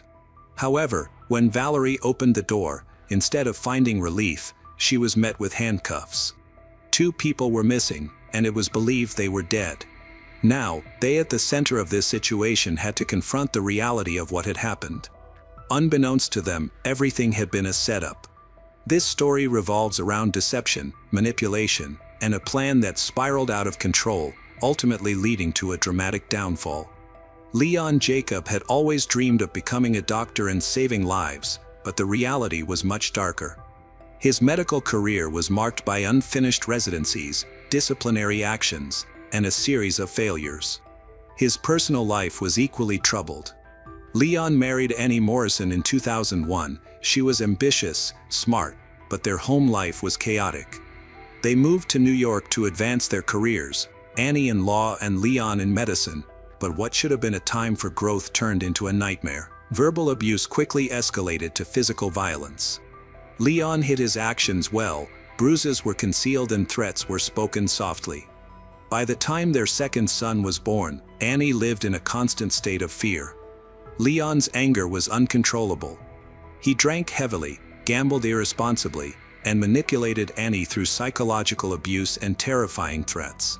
During one violent confrontation, he even pulled a knife on her in front of their child. On another occasion, Leon locked Annie and their baby in a room, telling her that the only way out was in a plastic bag. Annie finally spoke up. With her parents' assistance, she escaped with her children to Chicago. However, Leon did not give up. He stalked Annie and her family, expressing anger towards the court that gave her custody. Unable to control her, he shifted his attention to someone new, Megan Varikas. Megan worked at a hotel in Pittsburgh, where Leon had moved for his 6th residency. Like his previous positions, this one ended poorly due to his aggressive behavior towards staff and neglect of patient safety. Despite this, Megan was initially taken in by his charm. They relocated to Houston in late 2014, hoping for a new beginning, but Leon remained unchanged. By 2017, their relationship had deteriorated into threats, harassment, and fear. Megan faced physical abuse, constant stalking. When she attempted to leave, he followed her. When she sought refuge, he tracked her down. Even when she found safety at work, he would lurk outside, hiding in the bushes and confronting her coworkers. He bombarded her with emails filled with a mix of desperate requests and angry outbursts. He was unwilling to let her go and refused to accept her rejection. Megan applied for a restraining order and also sued Leon for harassment and assault. Facing criminal charges, Leon panicked as his dream of becoming a doctor slipped further away. Instead of accepting responsibility for his actions, Leon started to plan something more sinister. He reached out to a family connection and visited a law firm run by friends of his parents, where he met Laura, the owner's niece. Laura attempted to mediate the situation, hoping to persuade Megan to drop the charges and reconcile, but Megan refused. This rejection triggered Leon's dark thoughts. He considered that Laura helped Megan disappear. When Laura sensed his disturbing intention, she quickly distanced herself from him. Leon, feeling rejected, began sending Laura numerous messages and harassing her at her workplace. Although Laura felt unsafe, she did not report him to the police. Instead, she contacted her friend, seeking his help to intervene. Leon continued to stand his ground. A month went by without any progress. When Laura tried to reach her friend again, a stranger named Zach picked up the phone. He informed her that her friend had passed away unexpectedly. Zach, a former soldier, mentioned that he was familiar with the situation and offered his assistance. This new relationship would soon make a significant impact. Leon's personal life took an unexpected turn when he started dating Valerie McDaniel, a well-regarded veterinarian from Houston and a neighbor of his mother. Valerie, known for her compassion and passion for animals, had a successful career running the Montrose Veterinary Clinic since 2000. However, her personal life had been marked by deceit. She had previously been happily married to Mac, whom she met in college. In 2008, they adopted a baby girl after facing infertility challenges. Unfortunately, their family life fell apart when a woman unexpectedly contacted Valerie, claiming to be Mac's mistress and revealing years of his infidelity. Despite Mac's pleas for forgiveness, the cheating continued. Valerie eventually filed for divorce in 2014. After a lengthy and expensive legal battle, they finalized the divorce in 2016, which included her buying out Mac's share of the clinic for over $1 million. After becoming single and raising her daughter, Valerie decided to move to an upscale neighborhood in Houston. There, she met Leon, a charming, attractive man who was 8 years younger and worked as a doctor. At 48 years old and seeking stability, Valerie found herself attracted to him, even though she noticed some troubling signs. Not everyone supported their relationship. Friends cautioned her about Leon's arrogance. Her ex-husband Mac grew increasingly worried when he learned that Leon had been arrested for assault, especially since their daughter was now spending time at Valerie's house. This concern led to tension between Valerie and Mac. Valerie had assured Mac that Leon would not be present during their daughter's visits, but she broke that promise. Leon continued to come in Valerie's home, ignoring the warnings and boundaries set by others. As Leon's time to face her lawsuit approaches, he received a call from Zach. Leon saw this as an opportunity. Zach, who described himself as a former soldier, appeared to be the ideal person to help with what Leon considered a solution. Leon wanted Megan out of the way before the trial. If she is unwilling to leave the state on her own, it would be best for her to go back to Pittsburgh. Without hesitation, Leon offered Zach money and gave him a $2,500 down payment during a meeting in early February. However, Zach, whose real name was Motaz Azza, had no intention of harming anyone. Instead, he viewed this as a chance to prevent a potential tragedy and decided to trick Leon. He told Leon that the job was completed, claimed that Megan had been taken and convinced not to testify. Leon wanted to talk to her, but Zach advised against it, insisting she was emotionally unstable. For now, Leon accepted this and waited until Megan arrived at court. When she did, Leon lost his temper, while Zach pretended not to know what was going on. To keep up the act, Zach created a new plan. This one involved pretending to cause a car accident and planting banned substance to damage Megan's reputation before the trial. Leon agreed once more and continued to pay Zach, but the plan didn't succeed. Zach claimed that his team, whom he had supposedly hired, had been arrested. In reality, there was no team and no plan. It was all a deception. By the time Zach vanished, Leon had given him a total of $9,000. During a later court hearing, Zach admitted that he never called the police because he feared they wouldn't believe him. Given his previous theft conviction and a suspended sentence, he worried that his testimony would not be taken seriously, especially against someone like Leon Jacob, who was still a respected doctor. Feeling frustrated and betrayed, Leon looked for help elsewhere. He reached out to a prominent Houston city councilman and bail bondsman, Michael Kubosh, who had previously helped post bail for Zach. However, when Leon rushed into Michael's office demanding Zach's phone number, the discussion quickly changed direction. Leon was forceful and persistent. He accused Zach of disappearing with a large sum of money. Confused, Michael asked for more details. That's when Leon disclosed a shocking fact. He wanted Megan removed from Houston and taken off the witness list for good. Michael felt a surge of panic. He quickly reached out to the police. Authorities acted swiftly and tracked down Zach, discovering that his real name was Motaz. After his arrest, Motaz told detectives that he had been deceiving Leon to prevent a real crime from occurring. He claimed his actions were part of a scheme to protect Megan while also earning money. However, a crucial question remained: if he genuinely wanted to protect Megan, why didn't he contact the police earlier? After months of manipulation, deceit, and escalating threats, Motaz, previously known as Zach, decided to involve law enforcement. He agreed to cooperate with detectives in a high-stakes undercover operation aimed at capturing Leon Jacob in the act. The goal was to obtain recorded evidence of Leon ordering a hit. Detective Javier was selected to impersonate the hitman. During a wiretapped conversation, Zach informed Leon that he wasn't the suitable candidate for the job, but he had someone else in mind. Leon acted quickly. He was not only focused on Megan but also had another target in mind. He asked if Javier could take care of two assignments, the second being Valerie McDaniel's ex-husband, Mac. Both Leon and Valerie consented. Mac needed to be eliminated. On March 8, 2017, four individuals, Leon, Valerie, Zach, and undercover officer Javier, gathered at an Olive Garden restaurant. This meeting was intended to be a planning session, but it was actually being recorded.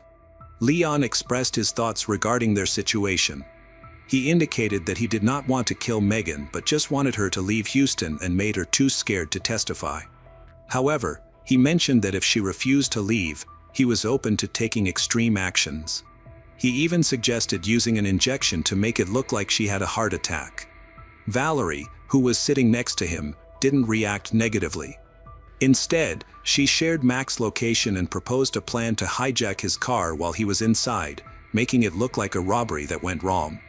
She was concerned that Mac would seek full custody of their daughter.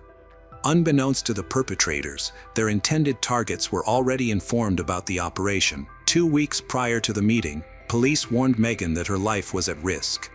She initially sought refuge at her parents' house but later chose to return and assist with the investigation.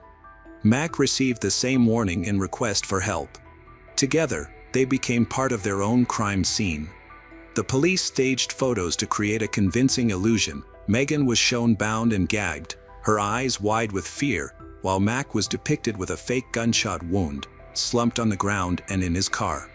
These images would serve as a crucial trap for Leon and Valerie. On March 9, Detective Javier showed Leon and Valerie photos of Mac's lifeless body. Leon examined the images closely, while Valerie nodded in agreement. They both looked satisfied with what they saw. Later that day, Javier presented a second set of images showing Megan, who appeared to be kidnapped and frightened. She would later share that, at that moment, while she was tied up and surrounded by officers posing for fake crime scene photos, she couldn't hold back her tears. The distinction between fiction and reality had blurred significantly. Javier informed Leon that Megan needed to be killed. Leon didn't dispute this. Then, early in the morning on March 10 at 3 a.m., police officers knocked on Valerie's door with the unfortunate news Megan and Mac were dead. This was a test. Leon and Valerie had failed miserably. They pretended to be shocked. Leon quickly asserted that they had stayed home all night, offering an unsolicited alibi. The detectives, fully aware of the elaborate setup, observed their reaction. It was done. They had the recordings, the photos, the lies, and now they had the evidence. Leon Jacob, who was eager to restore his reputation, created a plan that ultimately led to his downfall. Valerie McDaniel, a highly regarded veterinarian, collaborated with him on a scheme that shocked even experienced investigators. Just hours after thinking their plan had worked, Leon Jacob and Valerie McDaniel were arrested.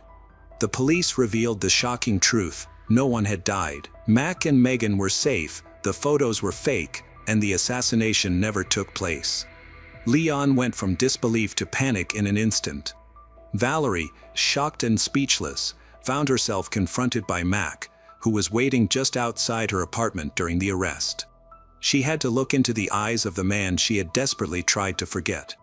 Meanwhile, their daughter was sleeping inside.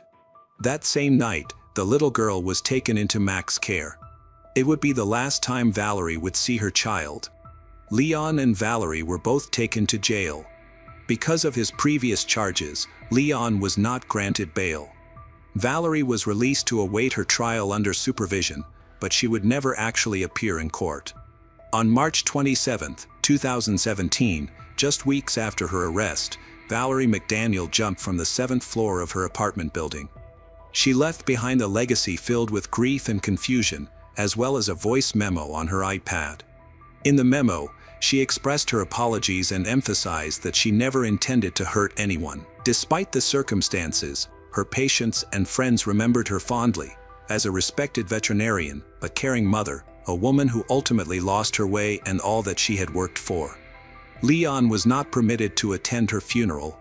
His trial began nearly a year later, in March 2018. In court, Leon's defense team attempted to place all the blame on Valerie. They portrayed him as a man struggling with untreated bipolar disorder, overwhelmed by trauma and desperation. His lawyers argued that he had long faced extreme mood swings, impulsivity, and disorganized thinking, which are symptoms of a serious mental illness. They reminded the jury of the sudden death of his father from a heart attack when Leon was just 13 years old. Leon had been alone with him at that moment and carried the guilt ever since. Leon's mother, who is a lawyer, testified that he never fully processed that trauma and remained emotionally fragile as a result. The defense argued that he wasn't evil, but rather broken. The prosecution had a different perspective. They portrayed Leon as cold, calculating. He didn't just plan a crime, he also recruited accomplices, easily told lies, paid people he believed were hitmen, even proposed using chemicals to induce heart attacks. When shown images of Megan being tied up and gagged, he didn't react or object.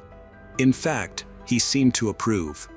Megan testified about the distressing experience of being stalked and harassed by Leon, which left her feeling terrified.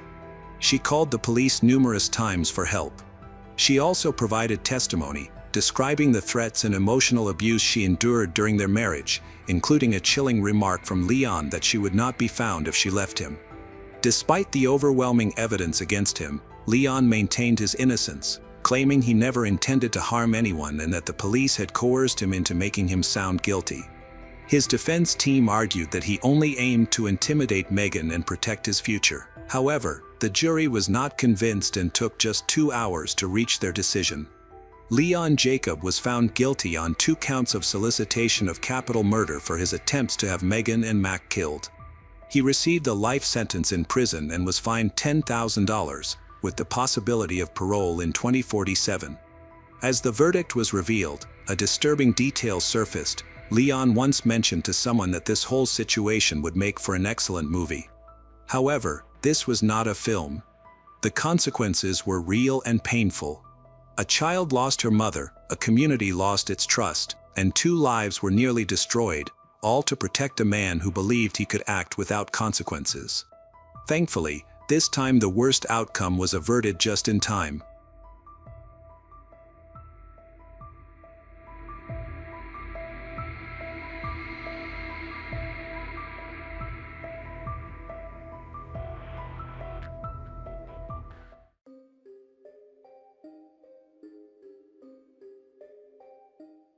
On March 5, 2021, 30-year-old Matthew Dunmeyer left a suburban Cleveland bar and got into a white smart car driven by a woman he referred to only as an old friend.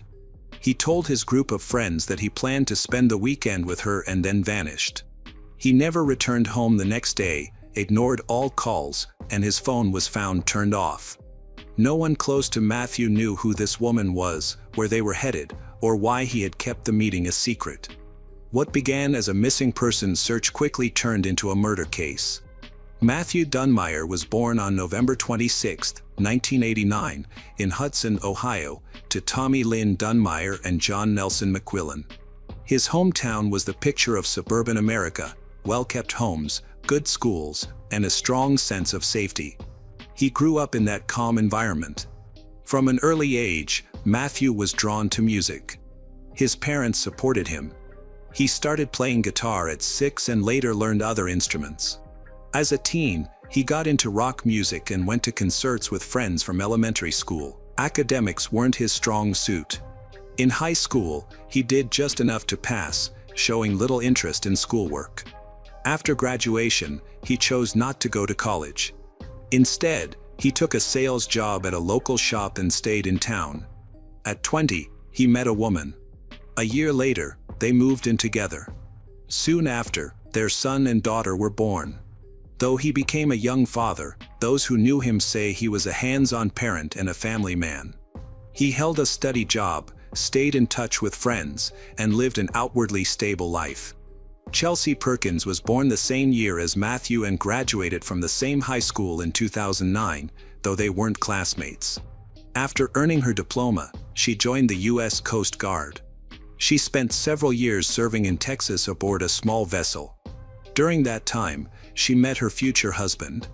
They later married and had 2 children before relocating to Virginia.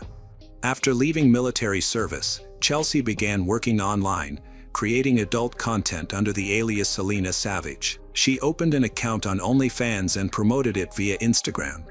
This work brought her a steady income comparable to what she earned in the Coast Guard. All her content was posted under her stage name, helping her maintain a boundary between her public persona and her private life. Both Matthew and Chelsea seemed to have stable lives, and their families and friends were unaware they even knew each other. Before 2021, there was no indication of a connection. Their relationship began with seemingly innocent social media messages that didn't raise any red flags. Nobody expected this online interaction to end so tragically. Friday, March 5, 2021, after work, Matthew headed to Tiki Underground, a bar he often visited with coworkers and longtime friends. That evening was no different. He had arranged to meet a few people for their usual catch-up over drinks. They started gathering around 5:30 p.m., planning to keep it short, as everyone expected to be home by dinner. As the group chatted, they talked about weekend plans. Some suggested a quick trip outdoors. Others mentioned errands or family time. When it was Matthew's turn, he said he was unavailable. He told them an old friend from Virginia had come into town and they planned to meet up and hang out. That immediately sparked curiosity. A few people started asking who this woman was, how they knew each other, and why he hadn't invited her to join them at the bar. Matthew dodged the questions. He didn't mention her name or share any details. All he said was that they were going to stay at an Airbnb outside the city and go for a walk in the park the next day. The reaction among his friends was quietly uneasy. Many were surprised he was heading out overnight with someone no one had ever heard of, especially since he was in a relationship and living with the mother of his children. Several of those at the table had known him since school and couldn't recall him ever mentioning any friend from Virginia. His behavior didn't seem like him. Usually, he was open about his plans and personal life. At one point, Matthew received a message on his phone. He read it, stood up, and said his ride was about to arrive. One of his coworkers, who happened to be his direct supervisor, offered to walk him to the parking lot. He later admitted he was just curious and wanted to see this mysterious companion. By then, it was already dark. Matthew approached a white car parked a short distance from the entrance. From the shape, it looked like a smart car. A dark-haired woman was in the driver's seat. Because of the lighting and distance, her face wasn't clearly visible. The supervisor said goodbye to Matthew and went back inside, telling the others what he'd seen. Matthew's exit left the group with an odd feeling. The conversation continued, but the mood had shifted. Some started speculating about a possible affair. Others were simply puzzled by the secrecy. None of them imagined they were seeing him for the last time. On the morning of March 6, 2021, Matthew's loved ones weren't initially worried. He had said he would be home that evening. However, as the day went on and he couldn't be reached, concerns grew. His calls went straight to voicemail, and his phone was off. By 8 p.m., his partner started calling his friends. Several friends said they had seen Matthew the night before at Tiki Underground. He left with a woman in a white smart car. No one knew the woman, her name, or where they were going. This secrecy increased the worry. Matthew had clearly kept the details of his meeting private, even from close friends.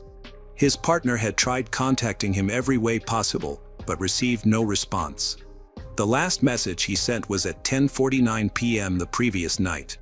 Since then, his phone was off, and there had been no calls or texts. It had been over 24 hours since he left, and it was unusual for Matthew to disappear without any explanation. Late that night, On March 6, Matthew's parents went to the police station and reported him missing. His mother insisted that he wouldn't have left on his own. She said it was completely out of character for him to disappear without contacting his children or his partner of many years. The family emphasized that he had never done anything like this before. The officers took the report seriously. Although Matthew was legally an adult, the details described raised enough concern for law enforcement to begin a preliminary search. Within hours, they started checking local hospitals, detention centers, nearby hotels, and accident reports. But nothing came up. Without access to Matthew's phone data, investigators had limited tools at their disposal. No one knew where he planned to spend the night. He hadn't mentioned the name or location of the Airbnb. The identity of the woman he met remained unknown. The only lead they had was that she had been driving a white smart car. That information wasn't enough to launch a broader search outside city limits. Efforts to find Matthew have led nowhere. He wasn't at any friend's house, hadn't shown up at work, and wasn't listed among patients at local medical facilities. None of the regional incident reports matched his description. Officers continued questioning relatives and co-workers, hoping to identify any possible travel routes. At the same time, detectives requested footage from nearby security cameras around the bar where he had last been seen. By late evening on March 6, the situation officially shifted from a temporary absence to a missing person case. Nearly 24 hours had passed since anyone had last heard from Matthew, and there had been no new messages or contact. The case was given high priority. At this point, Matthew's family and friends began to understand that this wasn't just a delay or a personal issue. It could be something much more serious. On the morning of March 9, 2021, the Valley View Police Department received an urgent call reporting the discovery of a man's body by a group of hikers in Cuyahoga Valley National Park. The body was located just off a hiking trail, only a few yards from the path, in an area easily accessible yet concealed from the road by trees and brush. The park, situated on the border of two counties and intersected by several highways, is accessible from multiple directions. Officers arrived on the scene within minutes and quickly secured the area around the body. The man was dressed in dark clothing, including a leather jacket, hooded sweatshirt, fingerless gloves, dark jeans, and boots. A half-full plastic Aquafina water bottle was found nearby on the ground. No identification or phone was found in his pockets. Preliminary examination suggested the individual had been deceased for at least 2 days. There were no signs of a struggle or that the body had been dragged. The undisturbed, supine position suggested the event occurred at that location. A gunshot wound was discovered at the back of the head. The bullet's trajectory, descending from top to bottom, indicated the man was likely sitting when the shot was fired, suggesting the shooter was in close proximity. The body was transported to the morgue for a forensic autopsy, while investigators began reviewing missing person reports from the surrounding area. Upon learning of the discovery, the police traveled to the scene to compare notes. The following day, the coroner identified the deceased as Matthew Dunmeyer, who had disappeared 4 days prior. His identity was confirmed through fingerprint analysis and a tattoo on his arm, matching the description provided by his family. His loved ones were notified of his death. The official cause of death was determined to be a gunshot wound to the head. With this confirmation, the case was reclassified as a criminal investigation. Now that the victim was identified, detectives focused on their only concrete lead, Matthew's co-worker's statement regarding the white smart car Matthew was seen entering on March 5th. One witness, who walked him to the parking lot, recalled that the driver was a dark-haired woman. He could not recall the license plate number and, due to the darkness, had not gotten a clear view of her face. The investigation began with a review of surveillance footage from the area around the bar. While the Tiki Underground parking lot lacked cameras, a nearby traffic camera near the highway exit had recorded a white smart car heading in the direction of Hudson at 5:46 p.m., approximately 15 minutes before Matthew arrived at the bar. This corroborated the car's direction of travel. The next key location on the timeline was a gas station where, at 6:15 p.m., security footage captured the same white smart car. Matthew was seen exiting the vehicle, entering the store, and purchasing a bottle of water, a can of soda, and a pack of cigarettes, the same Aquafina bottle later found near his body. This stop allowed investigators to establish a continuous timeline of the evening's events. Further review of traffic cameras and roadway sensor data revealed the smart car traveled north towards Cleveland. Utilizing toll records and sensor pings, investigators were able to precisely map the vehicle's route.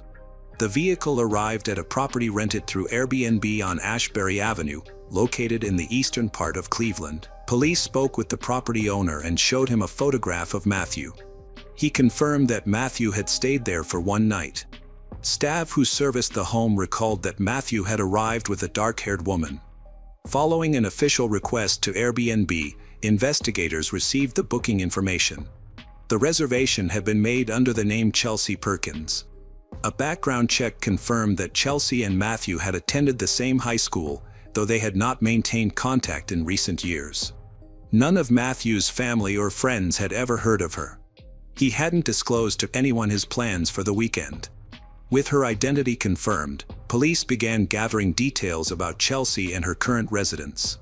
Utilizing surveillance footage, toll booth records, phone GPS logs, and Airbnb registration data, investigators reconstructed a clear timeline of the meeting between Matthew and Chelsea. On March 5th, around 6:30 p.m., they arrived at a rented house on Ashbury Avenue in Cleveland. The rental had been booked for one night under Chelsea's name. According to house staff, the two arrived in a white smart car and entered the property together. Nearby surveillance footage confirmed that the vehicle remained parked outside the house throughout the night, and no activity was recorded around the property until morning. At 8:37 a.m. on March 6th, both Chelsea's and Matthew's phones began moving. GPS data indicated they had left Cleveland and were heading toward Cuyahoga Valley National Park. By 9:45 a.m., both phones had connected to a cell tower located near the park's southern entrance, which aligned with the previously tracked route captured by traffic cameras. The site where Matthew's body was later discovered was within walking distance of that signal location. GPS data further indicated the vehicle stopped in a nearby parking area, and both phones remained stationary for a period shortly afterward. At 10:49 a.m., Matthew sent a final text to his partner, informing her that he planned to be home later that evening. That message was the last recorded activity from his phone. Roughly 30 minutes later, the signal disappeared, and no further calls or texts were made. The phone was either shut off or switched to airplane mode. Chelsea's device, however, remained active. Forensic analysis of a water bottle found near Matthew's body revealed two DNA profiles, his and Chelsea's. This discovery constituted the first concrete evidence placing Chelsea at the scene of the crime. Further forensic testing, including debris found under Matthew's fingernails and hair strands recovered from his clothing, also matched Chelsea Perkins's genetic profile. These results left little doubt that she had been the last person to see him alive. Following the discovery of Matthew's body, police continued to track Chelsea's vehicle. Toll road records logged her white smart car exiting Ohio around 1 p.m. on March 6th, heading north. The next confirmed sighting of the car was near Toledo before it crossed into Michigan. That evening, surveillance cameras captured the car pulling into the parking lot of a local tattoo parlor. According to staff at the studio, a dark-haired woman arrived alone, presented an ID bearing the name Chelsea Perkins, and scheduled a service. She remained in the shop for several hours, during which she received a new tattoo. The employees noted no signs of stress or unusual behavior. She paid in cash and left afterward. Later that day, Chelsea posted a photo to her personal Instagram page, standing in front of a mirror at the tattoo parlor. The image showcased the fresh tattoo with a caption that read, "What an amazing weekend." Geolocational data confirmed that the post had been made from within Michigan. There was no mention or indication of what had transpired earlier that morning. On March 7th, surveillance cameras tracked Chelsea's car traveling southeast toward Virginia. She returned to her residence in Arlington and resumed her routine. There were no signs that she felt pressured or was attempting to hide. Over the following weeks, she remained active on social media, sharing everyday posts with no reference to the events in Ohio. On March 30th, 2021, police got a warrant to search Chelsea Perkins's home in Arlington, Virginia. This was more than 3 weeks after Matthew Dunmire died. Investigators had good reason to get the warrant because they had found Chelsea was with Matthew at the park. There was physical evidence connecting her to the scene. They found records of their travel route. They had a shared Airbnb reservation, and surveillance and phone records confirmed their connection. On the day of the search, FBI agents arrived at Chelsea's residence. Chelsea herself answered the door and cooperated without resistance. During her interaction with the federal team, she expressed surprise at their visit and declined to answer any questions without an attorney present. During the search, officers discovered a 9mm semi-automatic handgun, legally registered in Chelsea's name. Forensic testing later confirmed that this weapon was used in the fatal shooting that resulted in Matthew's death. Investigators also seized electronic devices, documents, personal belongings, clothing, and accessories consistent with surveillance footage from Cleveland and the national park. With the combined DNA evidence found on the water bottle and under the victim's fingernails, law enforcement had assembled a solid case. Despite the mounting evidence, Chelsea was not immediately taken into custody. In the months following Matthew's death, she remained in Virginia, maintained a public presence, and showed no visible signs of distress. This inaction by the authorities deeply frustrated Matthew's family. His mother, Tommy, was particularly devastated, unable to accept that the primary suspect in her son's case remained free. In her view, the justice system had failed. Letters and appeals to detectives and the prosecutor yielded no clear response, and neither she nor her husband received a timeline for a possible arrest. Officials cited procedural requirements as the reason for the delay. The ongoing situation took a severe toll on Tommy's mental health. Sleepless nights were spent at her computer, obsessively gathering information about Chelsea. She tracked Chelsea's social media activity, noted addresses, and searched for travel records. This obsession unfolded alongside her intense grief. Over time, that grief hardened into a desperate determination. If the system couldn't deliver justice, she would pursue it herself. In the fall of 2021, Tommy convinced her husband, John, to help with her scheme. They bought 2 UPS uniforms online, rented a car, and created fake delivery packages. Their plan was to pose as delivery drivers to get onto private property. Tommy thought Chelsea lived in Washington, D.C., and that's where they were headed, but she was wrong. Chelsea actually lived in Arlington, Virginia. In November, the Dunmires put their plan into motion. They drove to the address they believed belonged to Chelsea. John waited in a car while Tommy, dressed in a UPS uniform and carrying a package, approached the front door. A woman opened the door, unsuspecting due to the delivery outfit. Tommy then pulled a handgun from under her jacket and fired twice at the woman's midsection. The woman collapsed. Almost immediately, Tommy realized her terrible mistake. The victim had no connection to the case. She didn't know Matthew or Chelsea. Authorities never released her name, but confirmed that she survived after emergency surgery. In a panic, Tommy attempted to flee. Neighbors who heard the gunshots called emergency services. Patrol units arrived within minutes and spotted Tommy walking away not far from the scene. Seeing them, she turned the gun on herself and ended her life with a shot to the head. She was 57 years old. Her husband, John, was arrested at the scene, having remained in a car and made no attempt to escape. He was later charged with being an accessory to attempted murder and conspiracy to commit a criminal act, claiming during questioning that he acted under his wife's pressure and was unable to stop her. The aftermath shattered the family. Matthew's children were now without a father or grandmother. The public outcry increased pressure on investigators, but Chelsea remained free. Tommy never lived to see an arrest. Her tragic decision was seen by many as a devastating consequence of what the family perceived as an unbearable delay in justice. It wasn't until December 9, 2021, 9 months after Matthew's death, that Chelsea Perkins was officially arrested at her registered address. Chelsea remained calm during the arrest and declined to give a statement. She was charged with first-degree murder.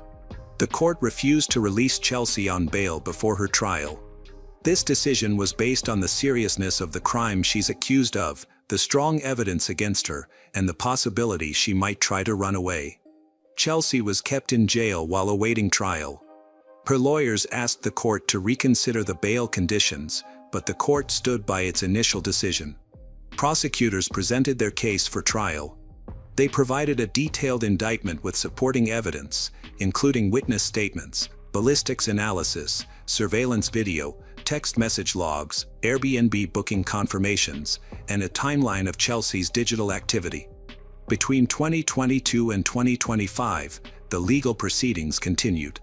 Chelsea's attorneys maintained her innocence, arguing that the evidence was insufficient. Throughout this time, Chelsea denied any involvement in Matthew's death. Her stance remained unchanged until May 2025, more than 4 years after Matthew's death. She agreed to a plea deal and pleaded guilty to the killing. Under the terms of the agreement, she was offered a sentencing range of 27 to 31 years, with time already served in pretrial detention counting towards the total sentence. The exact length of her incarceration was to be determined later. In exchange, Chelsea provided a statement explaining her actions. According to her, the motive was revenge.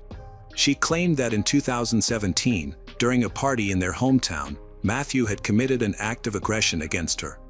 She reported the incident to local police, but the case went nowhere due to a lack of evidence. The charges were dismissed, and Matthew faced no legal consequences. Chelsea stated that years later, she came across his profile on social media by chance and decided to reach out under the pretense of reconnecting. In reality, she claimed her plan to confront and kill him was already in motion. She explained that she arranged the Airbnb, invited him to meet, and carried out the act, using a tattoo appointment as a cover story.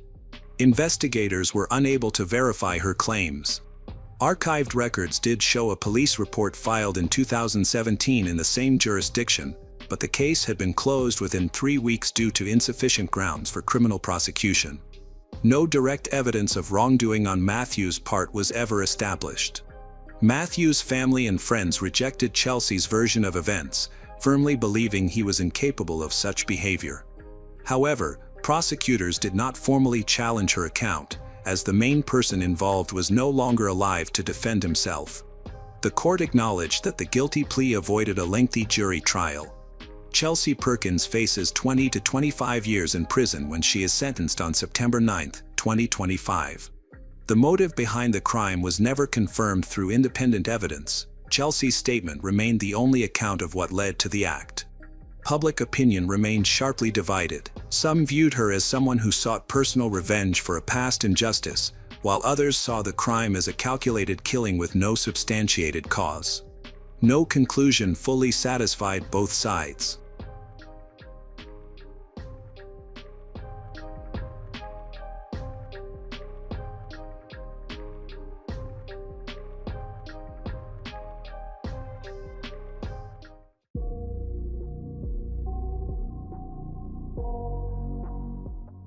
Francavilla Fontana, a beautiful town in the Apulia region of Italy, is the hometown of Francesco Alfonsetti, 34.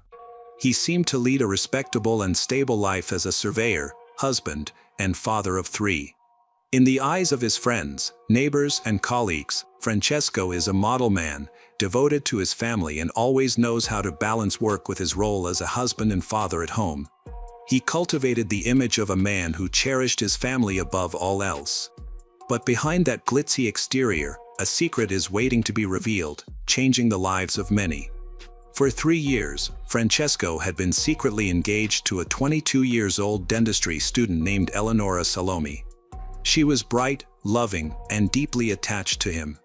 Living in a quiet town near Pescara in the Abruzzo region, she came from a well-off family. Her mother, Elizabeth Landsman, a Dutch jewelry dealer, primarily worked in southern Italy, while her father, an Italian engineer, was based in Venice. Although her parents lived apart due to their careers, they were both actively involved in her life. Francesco quickly integrates into Eleonora's life, attending dinners and gatherings, and is accepted by her family as a prospective son-in-law. During a family dinner in May 2001, everything seemed normal until Eleonora's father casually asked a pressing question about when the wedding was. Francesco hesitated momentarily but replied calmly, saying they would marry once Eleonora completed her studies. The moment passed without further discussion. No one at the table suspected that Francesco was living a double life. Months later, in late October, Eleonora arrived at her mother Elizabeth's apartment to find it unusually quiet. The doorbell went unanswered, so she used her key to enter. Inside, she discovered something that left her stunned, a lone envelope with her name written on it in Elizabeth's handwriting. The letter inside revealed shocking news. Elizabeth explained that she was leaving everything behind, her home, her life, and even her daughter, to start anew elsewhere. She wrote about love, regret, and needing space, but provided no clear explanation for her abrupt decision or her destination. She had completely disappeared.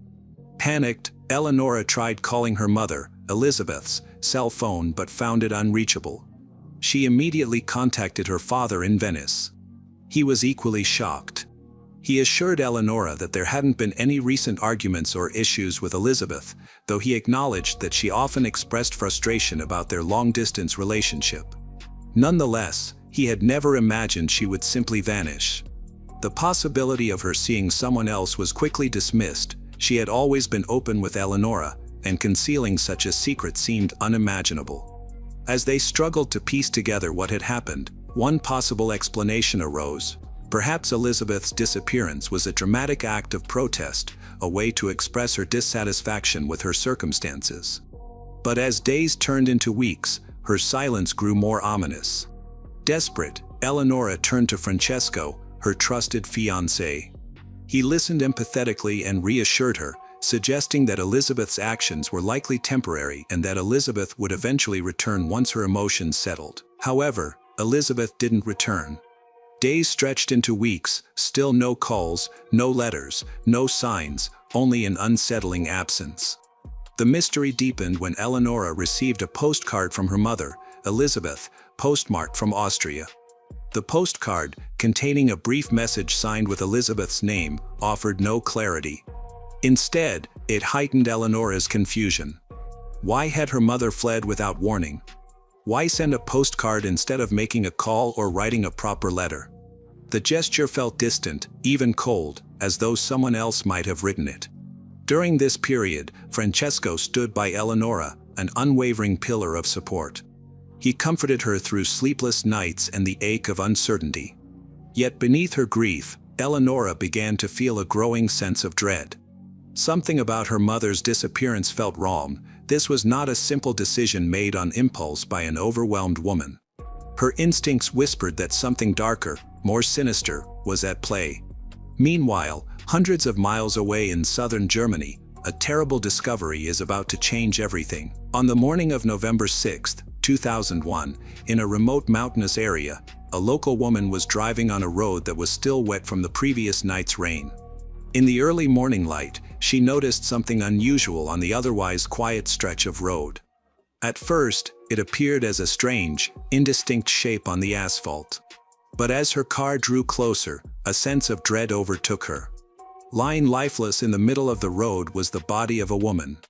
The victim was nearly naked, wearing only underwear, and his body was covered in blood. Bruises covered the woman's wrists and arms, clear evidence of a violent struggle.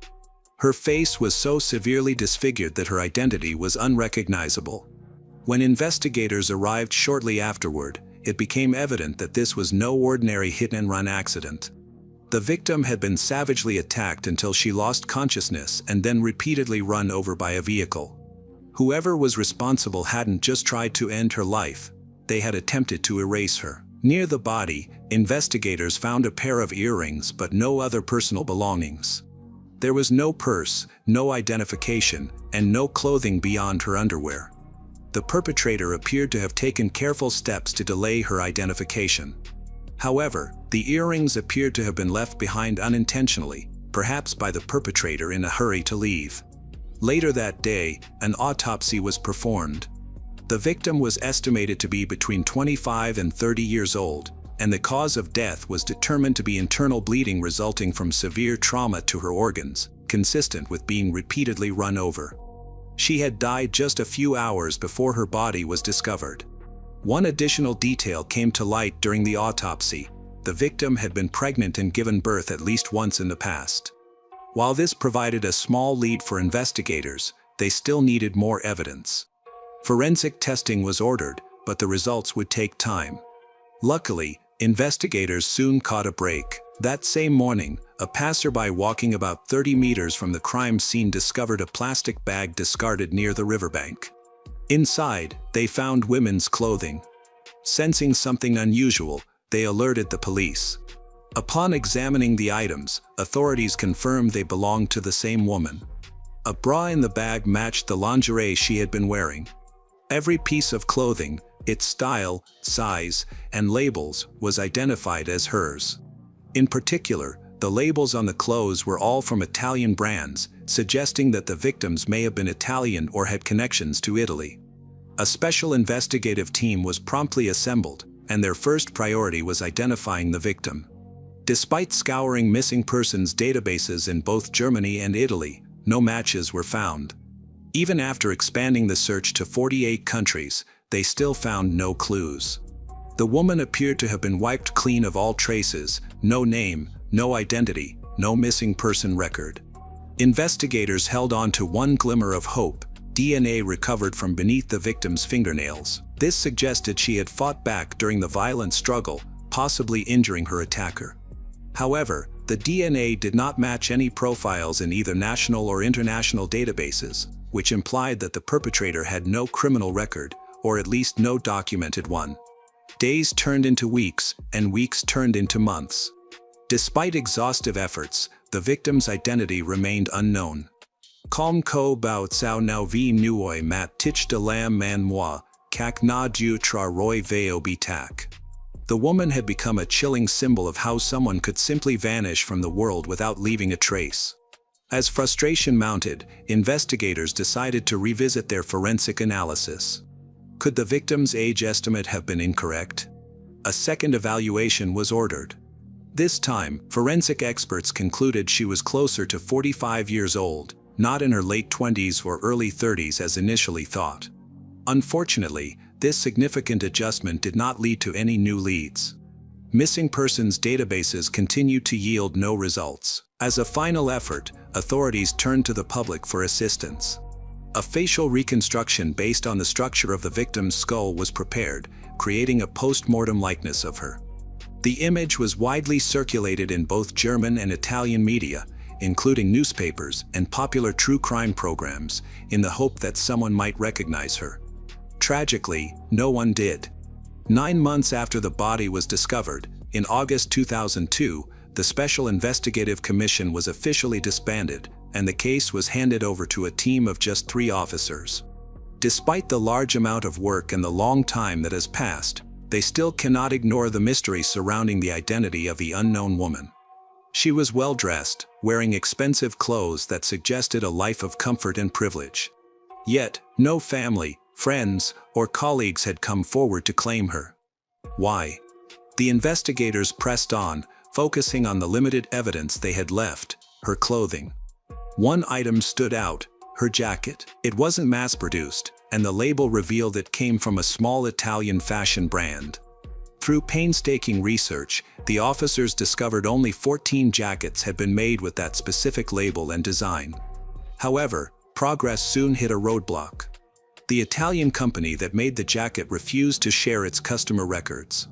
German investigators needed a warrant to access the files, but without jurisdiction in Italy, they couldn't obtain one. Though Italian police were looped in, they dismissed the jacket as unimportant and declined to act on it. Undeterred, the German team pursued the case through formal international cooperation. They submitted requests for assistance to the Italian judiciary. Their initial request went unanswered, as did subsequent ones. A full year passed without progress. Finally, in late October 2003, a breakthrough came. Italian authorities granted the warrant. Italian police have searched the company's headquarters, while German investigators await new information. The search revealed that all 14 jackets were initially displayed at a fashion show before being returned to the company and sold to retail stores. However, the company kept no receipts or records of where the jackets were distributed or who purchased them. This is a serious error. Weeks passed, and the case lost momentum. Then, out of the blue, a phone call reignited hope. An employee of the fashion company, while watching a true crime segment on Italian TV, recognized the label from the jacket. She remembered that 9 of the jackets had been sent to a boutique in Bologna, though she couldn't provide information about the remaining 5. Still, it was a lead. The German team acted immediately, alerting their Italian counterparts. Bologna police located the boutique and retrieved its sales records. 7 of the jackets had been purchased in cash, providing no further clues. However, 2 other coats were purchased with a credit card, opening up a vital clue. If one of the cardholders is the victim, the woman's identity may be cleared up. The investigation moved quickly. Investigators obtained the card details and traced the buyers' names. Both the German and Italian teams anxiously awaited results. This was their best chance at solving the mystery. One buyer was a man from Sardinia, who was quickly ruled out. The other was Elizabeth Landsman, a Dutch-born jewelry dealer who had been living in southern Italy. Elizabeth's age matched the victim's revised estimate, and records showed she had purchased the jacket on October 2, 1999. This gave the investigation team even more hope. Italian police tracked down Elizabeth's last known address. Neighbors remembered her vaguely, noting she hadn't been seen in 2 or 3 years. Her daughter, Eleonora, occasionally visited to empty the mailbox. Further investigation revealed more about Elizabeth's life. Her husband, aged 58, lived in Bologna, and their adult daughter had been studying dentistry in Pescara and living nearby in 2001. Bit by bit, the pieces formed a clearer picture. Italian authorities shared all the information with the German team. Then came the pivotal moment. Along with the details, Italy sent over a scanned copy of Elizabeth Landsman's passport photo. When German investigators opened the file, it was immediately clear. The face in the photo was nearly identical to the forensic reconstruction they had painstakingly created. After more than 2 years of persistent investigation, the identity of the mystery woman found on a remote, cold road in Germany was finally uncovered. Her name was Elizabeth, a discovery that initially seemed almost impossible but marked a pivotal breakthrough in the case. With Elizabeth's identity now confirmed, investigators shifted their focus to uncovering who might have wanted her dead. Suspicion quickly fell on her husband, who was brought in for questioning. When shown photos of Elizabeth's remains, he had an emotional reaction, immediately recognizing her and breaking down in tears. When asked why he hadn't reported Elizabeth missing, he admitted that she had told both him and their daughter that she was leaving permanently. She had even sent postcards from abroad to reinforce her claim. Embarrassed and believing he had been abandoned, he told neighbors she had passed away, fabricating her death to avoid public shame. However, his DNA did not match the sample found under Elizabeth's fingernails. His story, though tragic, was consistent, and the police eventually ruled him out as a suspect. A significant lead later emerged when Elizabeth's mobile phone was discovered in the possession of a woman in Francavilla Fontana, a small town in southern Italy. The woman claimed she didn't know Elizabeth and said the phone had been a gift from her husband, Francesco Alfonsetti. This revelation drastically changed the course of the investigation. Francesco, who had been engaged to Elizabeth's daughter Eleonora, now appeared to have connections to Elizabeth as well. His wife, who lived with him in Francavilla Fontana, was completely unaware of his secret life. Suddenly, Francesco, once seen as a background figure, became the prime suspect. However, investigators lacked sufficient evidence to arrest him immediately.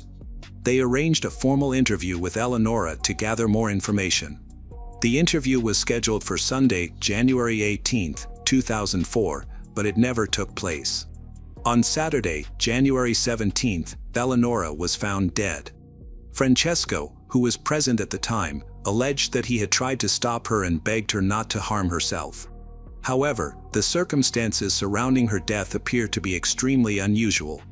The police arrested Francesco on suspicion of lying, but to convict him, clearer evidence is needed instead of just relying on speculation. With both Elizabeth and Eleonora tragically gone, Francesco remained the only living link to the truth. His explanation was astonishing. He accused Eleonora of killing her own mother in Germany out of guilt, attributing her subsequent death to remorse. Investigators did not believe any part of his account. After much effort, authorities pieced together a likely sequence of events. Francesco, though publicly engaged to Eleonora, had secretly been having an affair with her mother, Elizabeth. After receiving a large inheritance from her father, Elizabeth had entrusted €150,000 to Francesco, possibly as a loan or investment. It remains unclear whether Eleonora knew about the affair or the money. By the summer of 2001, Elizabeth appeared troubled and likely decided to end her relationship with Francesco and distance herself. She traveled to Germany and met with him there on November 1st. The autopsy revealed that they had been intimate during this encounter, but the meeting turned violent. Investigators believe Elizabeth demanded her money back, but Francesco refused. In the ensuing confrontation, he killed her and then repeatedly ran over her body with a vehicle to disguise her identity. He disposed of her belongings and returned to his deceptive double life, pretending to be a caring fiancé to Eleonora while maintaining his role as a family man in Italy. For the next 2 years, Francesco continued this double life. But as investigators closed in and summoned Eleonora for questioning, Francesco likely felt his lies unraveling. Authorities believe that he staged Eleonora's death to appear as if she had caused it herself, although they initially lacked sufficient evidence to charge him. At first, Francesco was charged only with Elizabeth's murder. In 2007, an Italian court found him guilty and sentenced him to life in prison.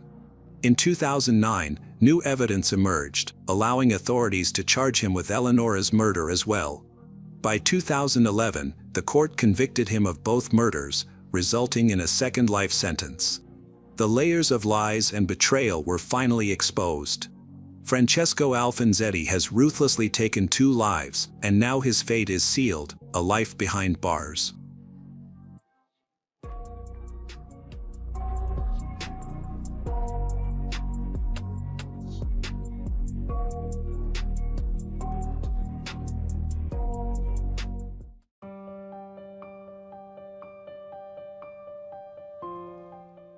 It was early Saturday morning in Miami, Dade County. The streets were still quiet when a neighbor spotted something strange in a parking lot, a little girl walking alone. She was barefoot, crying, and covered in blood. She looked scared and confused, too young to explain what had happened. Maria Camila Garcia Molina was born in Colombia. Seeking opportunity and stability, she and her mother, Adalgisa Molina, immigrated to the United States and settled in Miami, Dade County, Florida, where some of their family already lived. There, Maria quietly and determinedly began to build her life. People who knew her described her as intelligent and composed. She was devoted to her loved ones, and she possessed a maturity beyond her age. Maria initially worked in a dental office to gain experience and support herself. She then became an independent nail technician. Although the work was hard, Maria viewed it as a way to achieve her dream life. By 2020, her hard work had allowed her to save enough money to buy a small, safe, and peaceful 2-bedroom apartment in Southwest Miami for herself and her mother. People who knew her remember her warmth and ability to make others feel seen. A coworker recalled that even when Maria was struggling, she always prioritized others. During this chapter of newfound stability and transformation, Maria fell in love. The relationship would bring her the greatest blessing of her life, her daughter. Becoming a mother changed everything. Though the relationship with the child's father eventually ended in disappointment, Maria faced that emotional setback with strength and resilience. Her daughter became her anchor, her greatest motivation, and the source of a renewed sense of direction. Maria wasn't one to party or socialize excessively. She didn't drink or use banned substance. Instead, she focused on her responsibilities, balancing work and motherhood. Home and work became her entire world. Within that space, she created a steady rhythm, prioritizing her daughter's well-being above all else. Then, in mid-2024, she met a man named Joy Chandra Nath through a popular social media platform. About 5 years her senior, Joy worked in technical support for a logistics company. In his spare time, he was heavily invested in physical training, a passion he frequently shared online, attracting a sizable following and eventually earning him the informal title of influencer. Initially, Joy presented himself as thoughtful and attentive. Still recovering from a previous breakup, Maria found this newfound attention reassuring. He regularly complimented her, expressed interest in her, and even began learning Spanish to connect with her on a deeper level. He encouraged her ambitions and frequently spoke about the future, his words brimming with promises and shared goals. Despite warnings from her mother, the relationship progressed quickly. Having seen her daughter hurt before, Adalgisa worried history might repeat itself. Though she voiced her concerns, Maria, ever hopeful, felt compelled to follow her heart. After all, Joy seemed so different from her past partners, supportive, respectful, and driven. In her eyes, it was a new beginning, full of potential. In the early stages of their relationship, Joy appeared to embody the qualities of a modern. His social media platforms often featured motivational captions and short videos in which he spoke about values like respect, emotional growth, and treating women right. For a while, Maria believed in this carefully constructed image. However, the facade began to crumble. Within just a few months, alarming changes had crept into their relationship. Joy grew increasingly controlling. His once charming curiosity morphed into obsessive surveillance. He demanded to know Maria's whereabouts at all times, who she was speaking to, what she was wearing, and how long she would be out. When she didn't reply to his messages promptly, he would flood her phone with texts. Initially, Maria tried to rationalize his behavior. She told a close friend that he was simply dealing with insecurities, she brushing aside the red flags, convinced that he meant well and only needed reassurance. But deep down, reality was beginning to weigh heavily on her. The warmth that had once defined their connection had cooled, and the once promising future had begun to blur, like a mirage vanishing under intense scrutiny. The charming man she had met no longer existed. In his place was someone demanding, possessive, and increasingly unpredictable. By November 2024, after 5 months of emotional strain, Maria made the difficult decision to end the relationship. It was not easy, especially with a 3-year-old daughter to consider, but she believed it was the right thing to do. She was ready to reclaim her peace and focus once again on the life she had worked so hard to build. Little did she know that this act would become the catalyst for an unimaginable tragedy.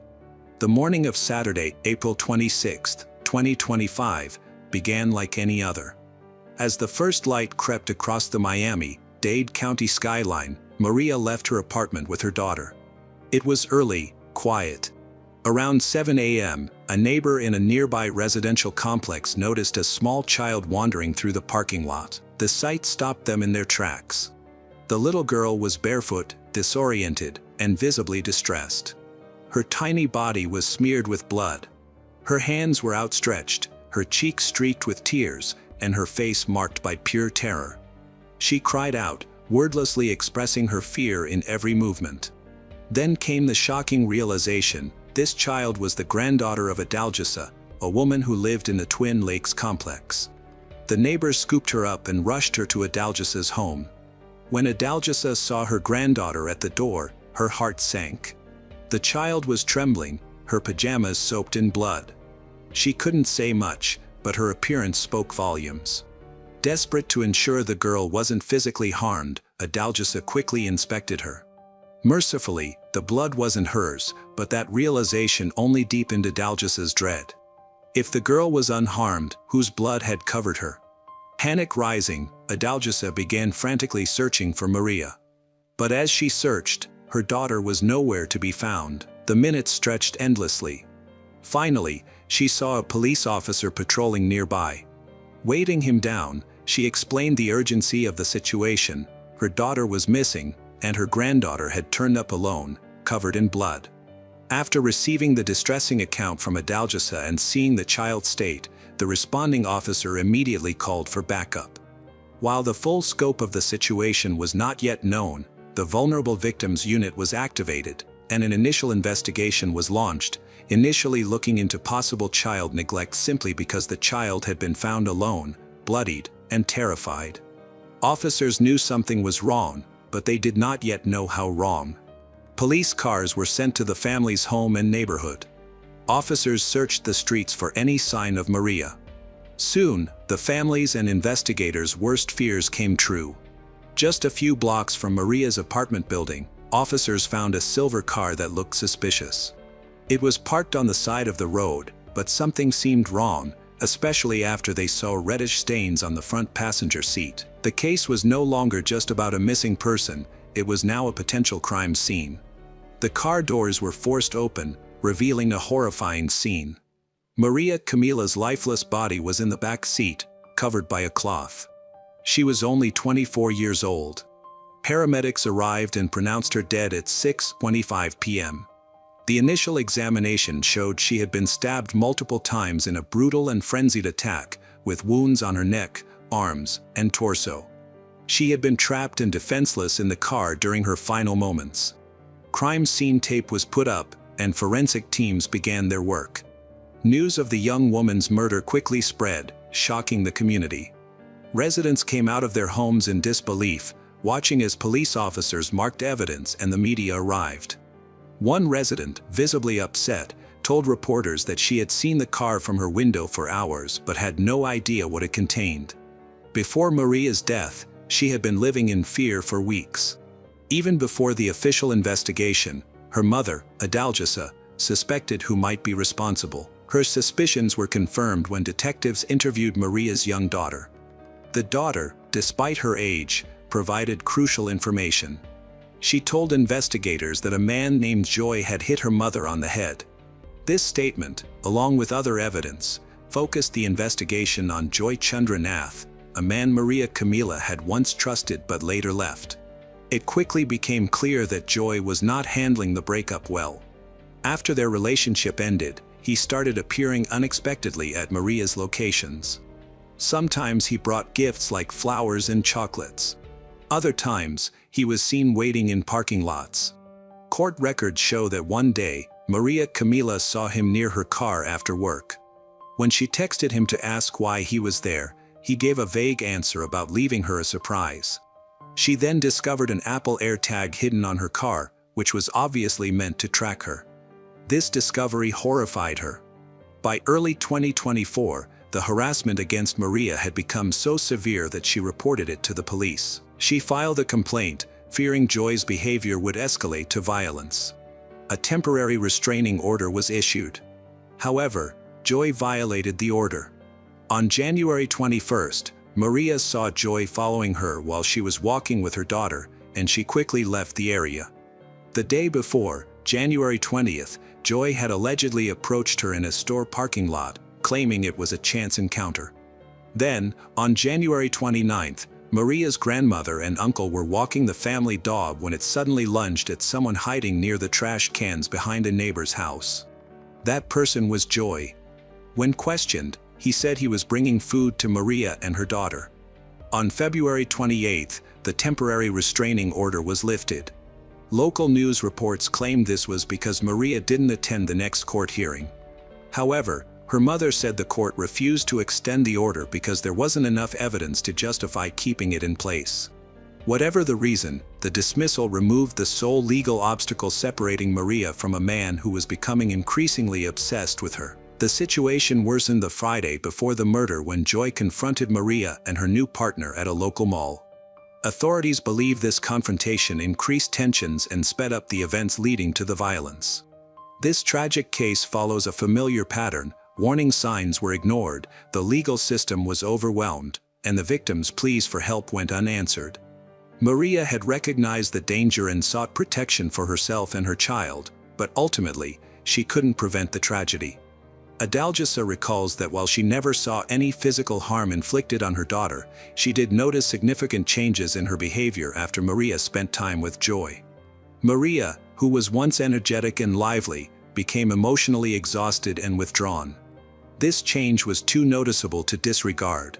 Adalgisa vividly remembers a specific phone call between Maria and Joy, which Maria had put on speakerphone. Adalgisa heard loud, angry shouting. Immediately after the call, she asked her daughter why she would tolerate being spoken to in such a way. This incident highlighted that something was seriously wrong in the relationship. Despite these warning signs, Adalgisa was unprepared for what ultimately happened. She told reporters that she never imagined such a tragedy could happen to her family. She said that while femicides, abuse, and domestic violence are common news stories, she never thought it would affect her daughter. The investigation uncovered a key detail that made the case more complex. Joy had a criminal record. He was out on bail for grand theft, identity fraud, and other serious crimes when the murder occurred. This contradicts his seemingly innocent online persona and raises concerns about how the system failed to protect Maria. This case immediately sparked public outrage and debate. People questioned how someone with a documented history of harassment was able to get so close to his former partner.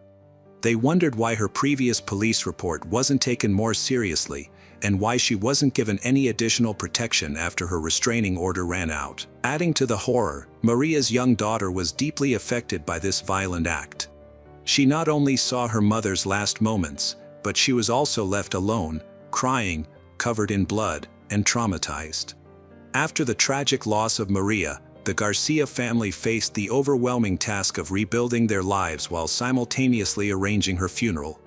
To help cover the funeral costs, they started an online fundraising campaign. In the campaign description, Adalgisa expressed the injustice of her daughter's untimely death and shared that her grief was now felt by thousands of people nationwide who had been following the case. Meanwhile, law enforcement continued their investigation. Forensic teams processed the crime scene, analysts scrutinized phone records, data, and surveillance footage.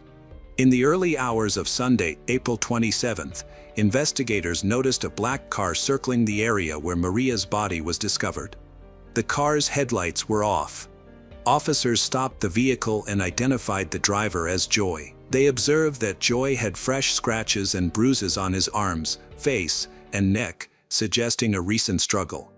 When questioned about his presence near the active crime scene late at night, Joy then waived his right to a lawyer and gave a recorded statement. In his statement, Joy claimed he had met Maria and her daughter for breakfast on the day of the murder. He stated the meeting was friendly and that they discussed ending their relationship amicably. He said Maria gave him some of her belongings before they separated. Later, he received a call from a relative asking about Maria, which caused him to check on her. However, the evidence contradicted Joy's account. Inside Joy's vehicle, investigators discovered Maria's personal items, her purse, her cell phone, and various forms of identification. Digital forensics added more damning proof.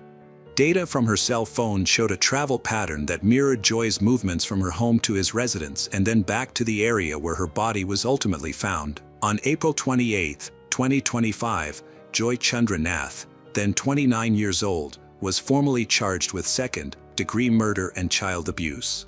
His first court appearance was brief but significant. The judge denied him bail, citing the severity of the crime and the mounting evidence. Local journalists reported that members of Joy's family were present during the hearing but declined to speak to the media. As for Maria, her final farewell was held on Thursday, May 1st. Family, friends, and neighbors gathered to honor a life that had been unjustly cut short. The following day, on Friday, May 2nd, she was laid to rest, leaving behind not just memories and sorrow. As of today, no further updates have been released regarding the court proceedings. The public waits for justice, and the Garcia family continues to live with a void that will never truly be filled. Joy Chandranath is being held at Turner Guilford Night Correctional Center. Maria Camila Garcia, Molina's life was tragically cut short, leaving behind a grieving family and a community shaken by the brutality of her death. Her daughter, now without a mother, faces a future marked by the trauma of that fateful day. As Joy Chandranath awaits trial at Turner Guilford Night Correctional Center, charged with second-degree murder and child abuse, the public demands accountability for a system that failed to protect a young woman who sought help. This case serves as a somber reminder of the urgent need to address domestic violence and support survivors. The fight for justice for Maria continues, as does the call to prevent such tragedies in the future.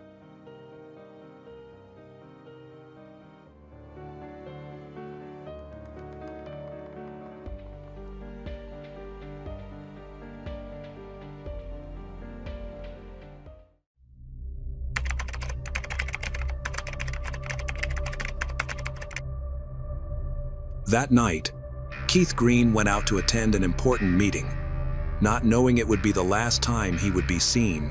The next morning, his phone was found abandoned in Golden Gate Park. No trace, no message. As police followed each lead, they all pointed to a cold, premeditated murder. But when the trial ended, the nation was shocked. The accused walked free. It was a story that made everyone ask, is justice ever fair? Or is it only for the rich? At approximately 9:00 p.m., on April 28, 2016, Keith Green and Tiffany Lee met at Millbrae Pancake House, a small restaurant about a 30-minute drive from their former home in Hillsborough. They planned to discuss the custody of their 2 daughters. However, the conversation shifted, and Keith requested $4,000 per month in alimony from Tiffany, along with one of their BMW cars. He claimed these requests were to ensure their daughter's comfort when staying with him, preventing them from experiencing a significant decrease in their standard of living. The discussion lasted approximately 1 hour. Tiffany left the restaurant before Keith. The following morning, the 29th of April, around 10:00 a.m., a passerby discovered an unattended cell phone in San Francisco's Golden Gate Park. The phone was identified as belonging to Keith Green. This discovery was puzzling because the park was a considerable distance from Hillsborough, and Keith had no apparent reason to be there. Friends and family attempted to contact Keith by phone, but he did not answer. Tiffany also stated that she had not heard from him since they left the restaurant. By that evening, missing person flyers featuring Keith's picture were being distributed throughout the city. At the time of his disappearance, Keith was wearing black sweatpants and a white jacket with green sleeves. He had tattoos of Martin Luther King Jr. and Malcolm X on his legs. The search moved quickly. The case took on greater urgency when it became clear that Keith hadn't returned to the friend's home where he'd been staying temporarily, nor to any relatives. None of his bank accounts had been touched, and his phone was switched off. From the moment he walked out of the diner, it was as if Keith had simply vanished. Keith Andrew Green was born on July 19, 1989, and raised in San Mateo, California. He was from a working-class family. After his parents' divorce, he lived with his mother, Colleen Cudd, although they didn't have much money. Keith was energetic and sociable. In high school, he was a talented athlete, particularly in football. As the star quarterback at Aragon High School, he led his team to an undefeated season and a playoff win in 2005. His athletic skills earned him a partial scholarship to Eastern Washington University, where he continued to play football. However, he had difficulty keeping up with his coursework and the rigorous training demands of college sports. Ultimately, he withdrew from the university before graduating. After returning to California, Keith had some run-ins with the law. As a minor, he got involved in a scheme involving the fraudulent use of Macy's gift cards. While he didn't face severe legal penalties, the incident hurt his reputation and future prospects. In early 2009, Keith met Tiffany, a young woman from a rich Chinese family in Hillsborough, California. Although they had different backgrounds and lifestyles, they started dating. Within a year, they moved into a lavish house in a very exclusive neighborhood, worth about $7 million. Tiffany's mother had given her the house as a gift. This was a huge change for Keith, who went from living simply to enjoying luxury every day: expensive cars, household help, a nanny, and a personal driver. Keith and Tiffany have 2 daughters. From the outside, they seem like the ideal family. However, Keith wasn't steadily employed and depended on Tiffany's family for money. He said he wanted to focus on self-improvement. With Tiffany's support, he enrolled at Le Cordon Bleu in Pasadena, a well-known and costly culinary school. He was scheduled to finish his studies in September 2016 and intended to start a restaurant career. Tiffany paid for his tuition, which was approximately $40,000 per year. Despite their apparent success, problems were developing. Keith felt insecure because he relied on the Lee family for money, and this caused friction. People close to Tiffany said she started seeing Keith less as a father to her children and more as someone just spending her money. In early 2015, Keith and Tiffany's relationship began to fall apart. Keith was drinking and using marijuana. He still couldn't find a steady job. His culinary school training didn't make up for his financial and emotional reliance on Tiffany. They argued more and more often. They officially separated in October 2015. Keith moved in with a friend, but wanted to stay involved in his daughter's lives.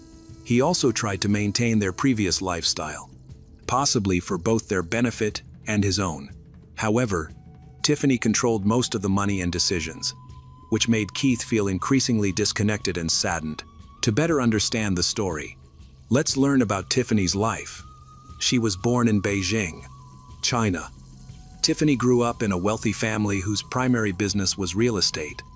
They owned residential and commercial properties in major Chinese cities, including a skyscraper in Beijing. Over time, the family expanded their investments to the US, the Caribbean, and other international markets. Besides real estate, they also invested in logistics, high-tech companies, and global trade. Their interests included shipping and electronic supply chains. This diverse investment strategy helped them to steadily increase their wealth. Tiffany's early years were split between two countries. She spent much of her childhood in China, attending elite private schools that emphasized strict discipline, high academic expectations, and a strong sense of hierarchy. She studied piano, practiced ballet, and participated in competitions. Concurrently, her parents introduced her to business matters from an early age, gradually involving her in family investment discussions. In 1992, Tiffany's family settled permanently in California's Silicon Valley. Then, she became a U.S. citizen in 2000. She graduated from a private high school and later earned a master's degree in business from the University of San Francisco. Despite fully integrating into American life, her family maintained close cultural and financial ties to China. In the early 2010s, Tiffany managed her family's real estate in California. She was responsible for several properties, including their Hillsborough mansion, which they had bought before moving to the city. Hillsborough View was chosen for its safety, reputation, privacy, and wealthy residents who didn't need to show off. Tiffany's social background, education, and perfect English allowed her to easily fit in with the local upper class. She went to charity events, joined parent groups at private schools, networked with business owners and lawyers. People saw her as a confident and independent woman from a prominent family. Her behavior reflected her dual background.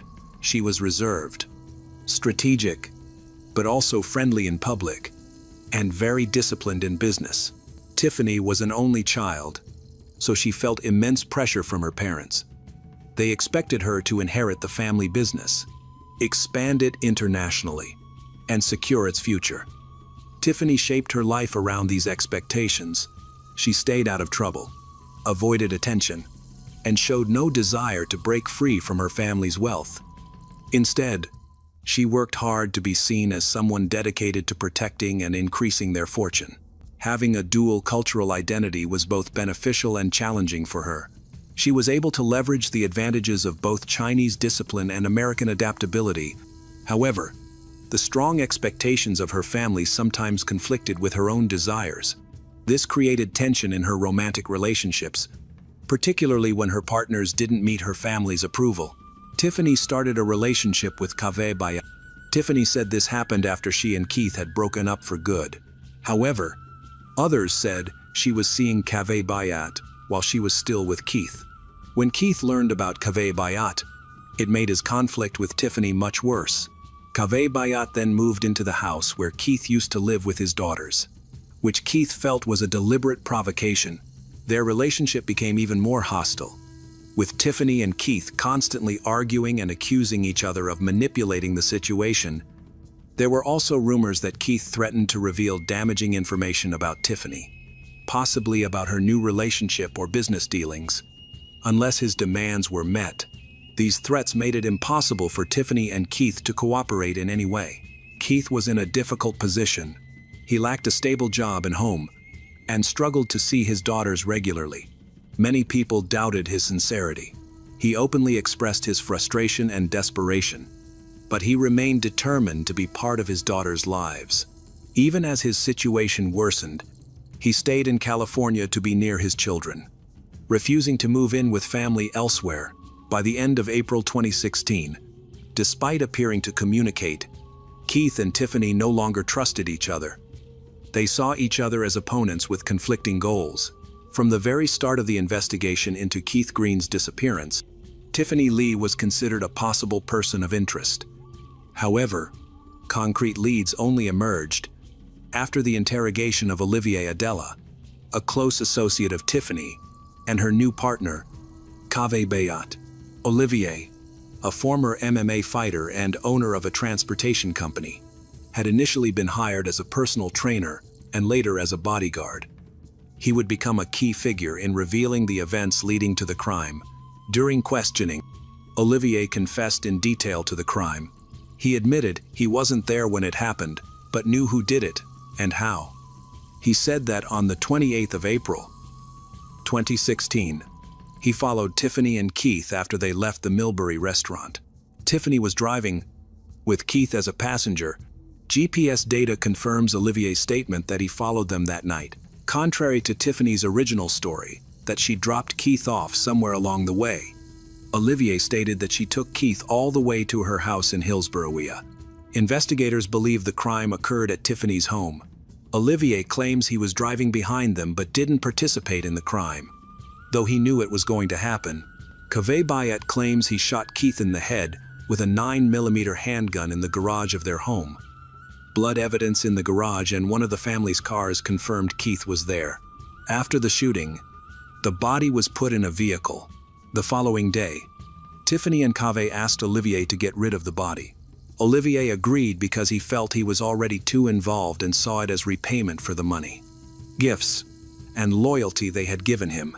He drove the body to a secluded, wooded area in Sonoma County. 2 weeks later, the body was found. Forensic experts determined Keith died somewhere else. The most important part of Olivier's statement was his claim that the crime was planned months beforehand. He stated that Tiffany and Kaveh had asked him to kill Keith as early as February 2016. When Olivier came to see them, they took his phone and searched him to make sure he wasn't recording them. As a precaution, Olivier said he refused to kill Keith himself but agreed to pressure him, saying he didn't want to go too far. However, he continued to communicate with Tiffany and Kaveh, assist them in other ways. Later, when they asked him to get rid of the body, he agreed because he felt he couldn't refuse. Investigators confirmed his involvement. Blood matching Keith's DNA was found in the trunk of Olivier's car. Surveillance footage also showed all three moving in sequence, first toward Tiffany's home, then to the remote location where the body was later found. The evidence of premeditation became the backbone of the prosecution's case. The search uncovered messages between Tiffany and Kaveh indicating they had been working together. The murder weapon itself was never recovered. However, the wound characteristics and trajectory led experts to conclude that a 9mm handgun had been used. Additional, though not conclusive, evidence came from gunpowder residue found in the garage where, according to Olivier, the shot was fired. Olivier's confession formed the basis for arresting all three suspects. His detailed knowledge of the transport of the body and facts only a participant could know proved his active role rather than mere presence at the scene. Olivier's testimony was obtained as part of a preliminary agreement with the district attorney's office. He agreed to cooperate in hopes of reducing his own sentence, an arrangement that would later play a pivotal role in the case. Early in the investigation, authorities believed they had enough proof to determine that Keith Green's death was not accidental or the result of a spontaneous fight. The investigators determined the crime was planned in advance, with each of the three suspects assigned a specific role. Tiffany was initially questioned on May 4th. When asked about the GPS data showing her traveling the same route as Keith on the night of his death, she denied knowing why and maintained that they had separated after dinner. However, investigators already had a different understanding of what happened. and her responses only increased their suspicion that she was hiding something. Around the same time, Cavey was also questioned. He denied any involvement, claiming that he was at home on the night Keith went missing. However, his cell phone data placed him in the same area where Tiffany and Keith's movements were recorded, and later near Olivier's residence. He had also been exchanging messages with Tiffany throughout the evening of the 28th of April. This contradicted his version of events and heightened investigators' doubts. On May 26, 2016, Tiffany Lee, Cavey Bayet, and Olivier Adela were all arrested. They were charged based on false statements, inconsistencies in their stories, cell phone data, biological evidence, surveillance video, and suspicious messages. However, key pieces of evidence were still missing, such as the murder weapon, a recording of the crime, or a confession from the actual shooter. Despite being charged together, each suspect's legal case progressed separately. Tiffany was the first person granted bail in the case. Prosecutors worried she might leave the country and requested a very high bail amount.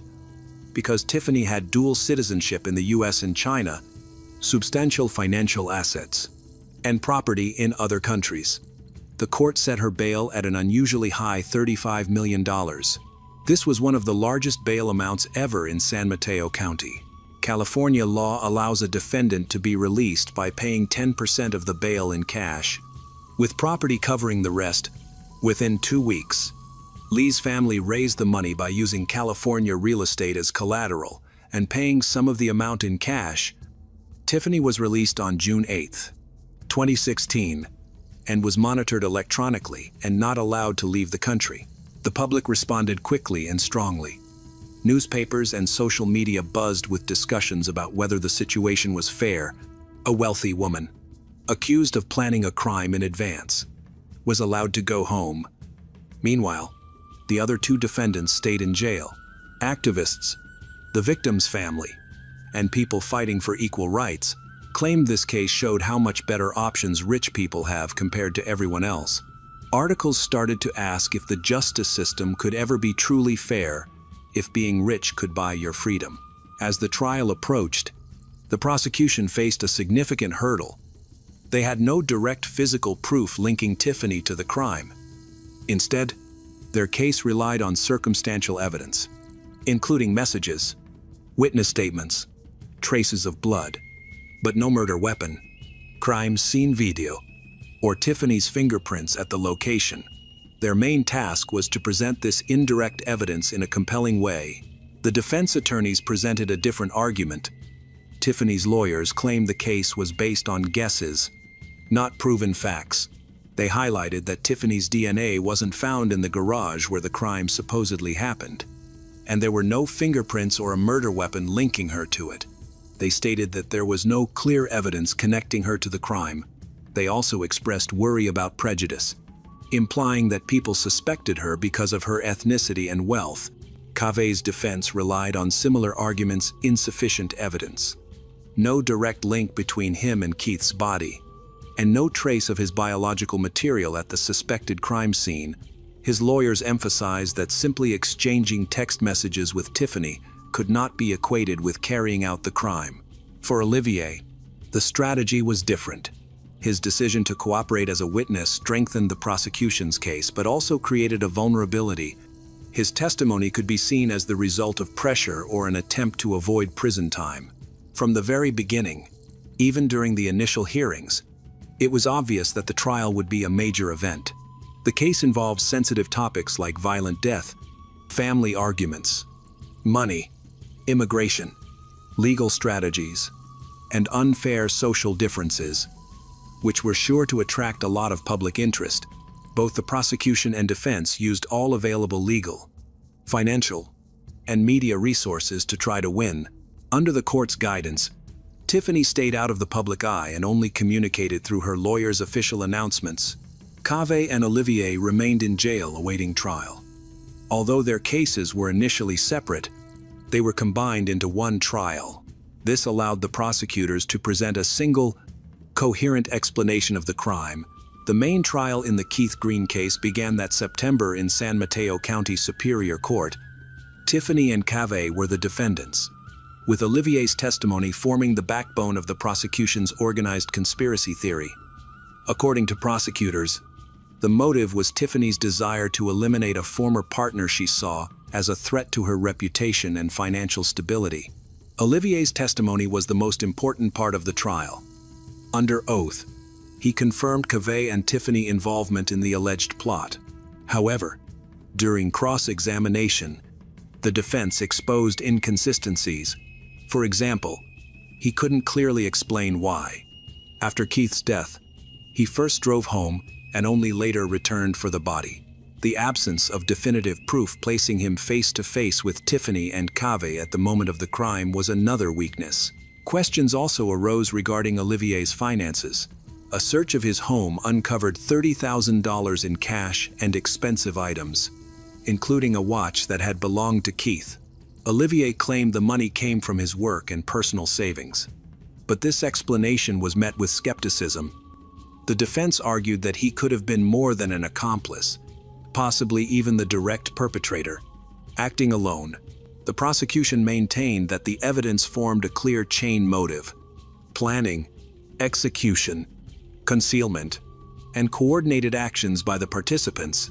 The defense countered that not a single piece of physical evidence, no fingerprints, no DNA, no weapon, directly proved Tiffany had committed the crime or was present when it happened. Meanwhile, the court also considered the case of Cave Bayat. His defense categorically denied any involvement in the crime. He maintained his innocence, claiming he had been at home at the time of the case. His attorneys argued that the prosecution had not presented a single piece of physical evidence placing him at the scene. After weeks of testimony, the trial reached its decisive stage. The jury now had to decide whether the evidence presented was strong enough to prove guilt beyond a reasonable doubt. After Olivier Adela testified, the murder charges against him were dismissed, and he was freed. However, his freedom didn't last long. As soon as he left the courthouse, federal immigration officers arrested him for violating U.S. immigration laws. A background check revealed that there was no record of American citizenship for someone named Olivier Adela. It turned out his real name was Mustafa Traore, and he had been living in the United States illegally for 20 years using forged documents and a stolen identity. He had fraudulently obtained U.S. citizenship, and much of his life story, including his claimed service in the French Foreign Legion, was false. After his arrest, Mustafa was transferred to a federal detention facility and charged with document fraud and identity theft. Unlike the Keith Green case, this trial attracted little public attention. During the hearings, Mustafa confessed that he had been using a fake name since the early 2000s. He explained to the court that he was forced to leave his country of origin because of traumatic experiences he had as a child. He said that when he was 9 years old, he was stabbed in the face while trying to protect his mother from an abusive attack by soldiers. His family escaped twice, first from Liberia, and then from the Ivory Coast. Mustafa said he changed his name and nationality to begin a new life, escape threats, and build a more secure future for his family. He insisted that he had never used the false identity to commit acts of violence and that his employment in the U.S. had always been legal. The court proceedings focused solely on immigration violations, not on the circumstances of Keith Green's death. Mustafa was found guilty of using forged documents and sentenced to 6 months in prison. The judge took into account his confession, cooperation with law enforcement, lack of a violent criminal record, and his personal history. The judge added that he hoped never to see Mustafa in court again and urged him not to revert to his old ways. This turn of events cast doubt on the reliability of Mustafa's testimony in the Green case, the concealment of his true identity, un invérifiable past, and his role as a witness with clear personal stakes, all weakened the prosecution's position. None of the people connected to the events of 2016 ever gave a direct confession to committing the crime. On November 4, 2019, in San Mateo County, a jury found Tiffany Lee and Kaveh Bayat not guilty in the death of Keith Green. Despite a 3-year investigation, a widely publicized trial, and extensive testimony, prosecutors were unable to prove their guilt beyond a reasonable doubt. The verdict shocked Green's family and led to significant media coverage and debate. Many journalists and people believe the verdict showed a serious problem with the justice system. The evidence: blood in a car, secret text messages, matching location data, and testimony from Mustafa made the acquittal seem illogical. However, the defense successfully weakened the prosecution's case by highlighting the lack of clear proof, the questionable nature of the evidence, and the untrustworthiness of a main witness who had lied about who he was. After Kaveh Bayat's acquittal, the district attorney decided not to retry him. Considering the previous verdict and the unlikelihood of a different outcome, they closed the case. While the legal case ended, Keith Green's family struggle continued. Colleen, the mother of Keith, sued Tiffany for emotional distress and financial losses resulting from her son's death. The lawsuit also concerned the future Keith's daughters. The court ruled that Tiffany Lee must pay more than $100,000 in damages. Custody of Keith's daughters was awarded to Tiffany's relatives. Once the case was resolved and her travel restrictions lifted, Tiffany left the United States. Media reports indicated she relocated to China. Her exact location and activities remain unknown, but sources claim she was living in a jurisdiction with no extradition treaty. She has never given an interview and has not publicly revisited the case. The Keith Green case made many people think the American justice system is unfair. News stories compared Green's case to other cases where rich people seem to get away with crimes, like assault or financial fraud. However, unlike other cases, there was no clear evidence to convict Tiffany. For Keith's family, neither public outrage nor a civil judgment could replace the one thing they wanted most: a sense of justice. Keith Green was laid to rest without a definitive answer to the question of who pulled the trigger. And his daughters, who lost their father, were left with memories clouded by unanswered questions.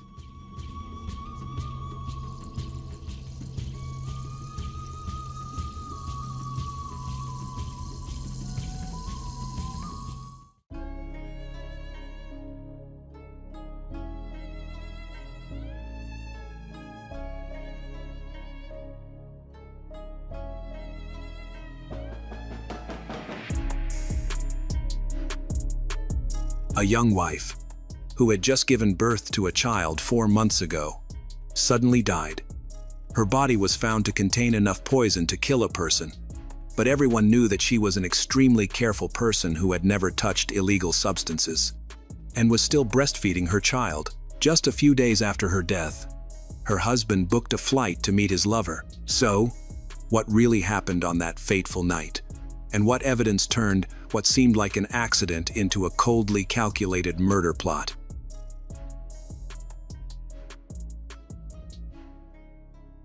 Christina Ann Thompson Harris, known as Christy, was 36 years old when she was murdered in September 2014.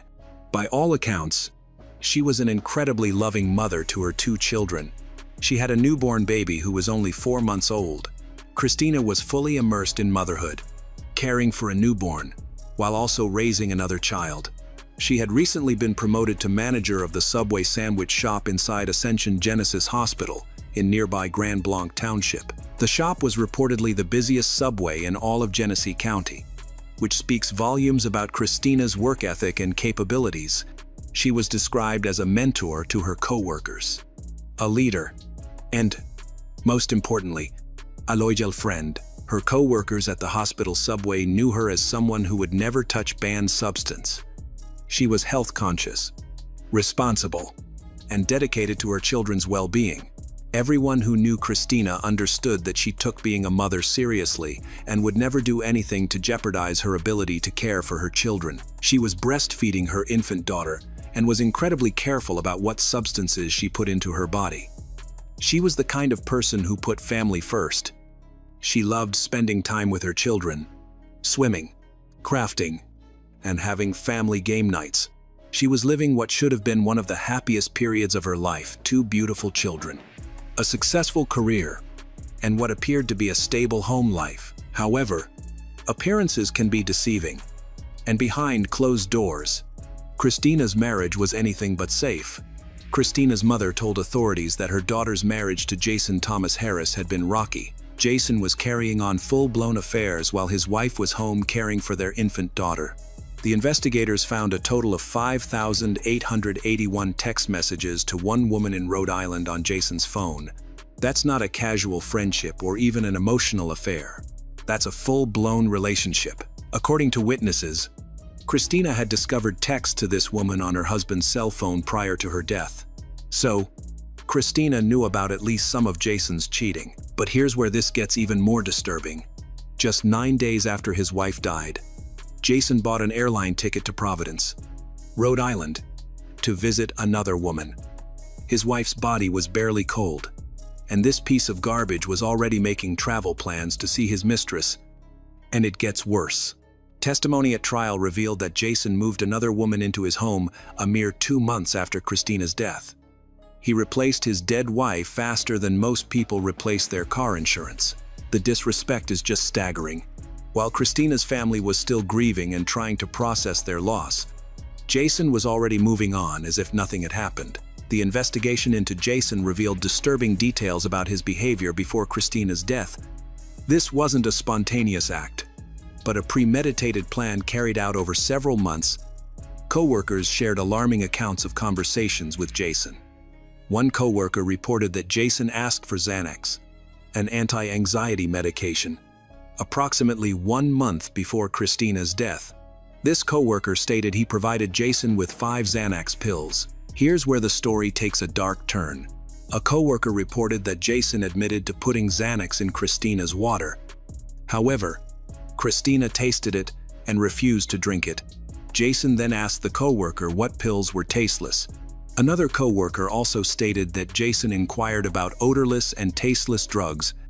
It appears Jason was experimenting on his wife, trying to find the right drugs to incapacitate her without her knowledge. When Christina detected the pills in her drinks, he sought alternative solutions. Jason had more than one plan to kill his wife. According to a co-worker, in August 2014, Jason said he'd hired a hitman to kill Christina. However, the hitman, who was on parole, was arrested for carrying a gun while watching Christina. So the plan failed. On September 28, 2014, Christina's mother visited her and found her to be in good spirits. This is important because Jason later told police that Christina was ill that evening. Jason also claimed Christina was hungry and that he made her a bowl of cereal. However, Jason said Christina suddenly dropped the cereal bowl and passed out while eating it. This detail is suspicious because suddenly losing consciousness while eating is more likely a sign of being drugged than simply being tired or having a cold. During the trial, Jason stated that on the evening of September 28, 2014, when he gave Christina a bowl of cereal, he said she had trouble holding her spoon, so he helped her get to bed, and they both went to sleep. Jason claimed that Christina never woke up. He said that the next morning, she appeared to be sleeping, but she was restless, coughing, and unresponsive. Jason admitted that he then left for work with their 2 children, leaving Christina in bed. The prosecution questioned why Jason went to work when his wife was unresponsive and coughing, arguing he should have stayed home or seek medical help. Jason said he became concerned when his wife, Christina, didn't reply to his texts. On the 29th of September, around 10 o'clock a.m., he asked a neighbor to check on her, which the neighbor later told authorities was unusual. The neighbor found the Harris home unlocked and Christina unresponsive in bed. She called a second neighbor, endorse, who confirmed Christina was dead. They then called 911. The neighbor who initially found Christina unresponsive noted that she was cold to the touch. Christina Harris, a 36-year-old mother of 2, was found dead in her own bed. Initially, it appeared to be a tragic accident, but red flags soon emerged. The medical examiner initially determined Christina Harris's death was a banned substance overdose, seemingly closing the case. However, a significant problem undermined this theory. No one who knew Christina believed she would ever use banned substance. Her family refused to accept this explanation and urged the police to investigate further. After Christina died, her family went to the Davidson Police Department 2 days later. Christina's co-workers also shared these concerns. They strongly believed that she would never use them. The family's persistence ultimately led to justice. Investigators discovered breast milk that Christina had frozen for her baby. If Christina were a regular banned substance user, traces of those drugs would be present in her breast milk. This was the first time in Michigan that breast milk had been used as evidence in a criminal case. Forensic testing of several breast milk samples found no banned substances, confirming that she was not a regular user of them. This raises the question, how did banned substance enter her system in a fatal amount? Since she did not use any illegal substances, someone else must have given her that fatal dose. After investigators concluded that Christina Harris's death was a homicide, they focused on Jason Harris as a suspect. The evidence strongly indicated his involvement. In August 2019, the Genesee County Medical Examiner officially changed Christina Harris's cause of death from accidental to homicide. This change enabled the police and prosecutors to charge Jason with murder. Despite the 5-year investigation, the evidence ultimately became convincing enough to proceed with the case. The investigation carefully gathered evidence against Jason. They interviewed his colleagues, who revealed he'd asked about drugs that were tasteless and odorless. Investigators also found evidence he tried to hire hitmen and had numerous affairs. They further discovered Jason had lost his factory job after failing a banned substance test, which could explain how he got them. After losing his job at the factory, he received $120,000 from his wife Christina's life insurance. Prosecutors believed this was suspicious, noting that another woman moved in with Jason just 2 weeks after Christina died. They claimed Jason murdered Christina to avoid a divorce, which would have involved child support, alimony, and potentially losing custody of his children. By killing his wife, he kept his children, avoided financial responsibilities, obtained the insurance money, and continued his affairs. All the evidence indicated that Jason Harris deliberately poisoned his wife's food, planning and carrying out her murder. On August 27, 2019, authorities arrested Jason Harris and charged him with murder based on evidence they had gathered. The charges included premeditated first-degree murder, solicitation of murder, and delivery of a controlled substance causing death. After a 5-year investigation, Christina's family was preparing for the trial, where they hoped to see justice served for her death. On November 17, 2021, Jason Harris was convicted of first-degree intentional homicide, solicitation of murder, and delivery of a controlled substance causing death. The evidence against Harris was substantial. The jury determined that this was a planned, premeditated killing, not a crime of passion. Jason Thomas Harris was sentenced to life in prison without parole. Prosecutor David Layton described the case as tragic, expressing condolences to Christina's family and noting that while the verdict offered some measure of closure, the true victims remain Christina's children. The legal case is over, but the real tragedy is the effect on Christina's children. Her 4-month-old daughter will never know her mother. Her older child must now struggle to reconcile loving memories of their father with the fact that he murdered their mother. Christina's family faces the difficult task of raising these children while dealing with this violence and loss. Then, Harris appealed, alleging ineffective legal representation. But in February 2024, the Michigan Court of Appeals upheld the conviction. He is expected to continue filing appeals, though courts are unlikely to overturn the judgment given the extensive evidence. Christina Harris and her children deserve better lives. Thankfully, her killer will never be able to hurt anyone again, and her family can find some comfort knowing justice has been achieved. Her family's determined pursuit of justice was successful, and your killer will suffer the consequences of his actions for the rest of his life.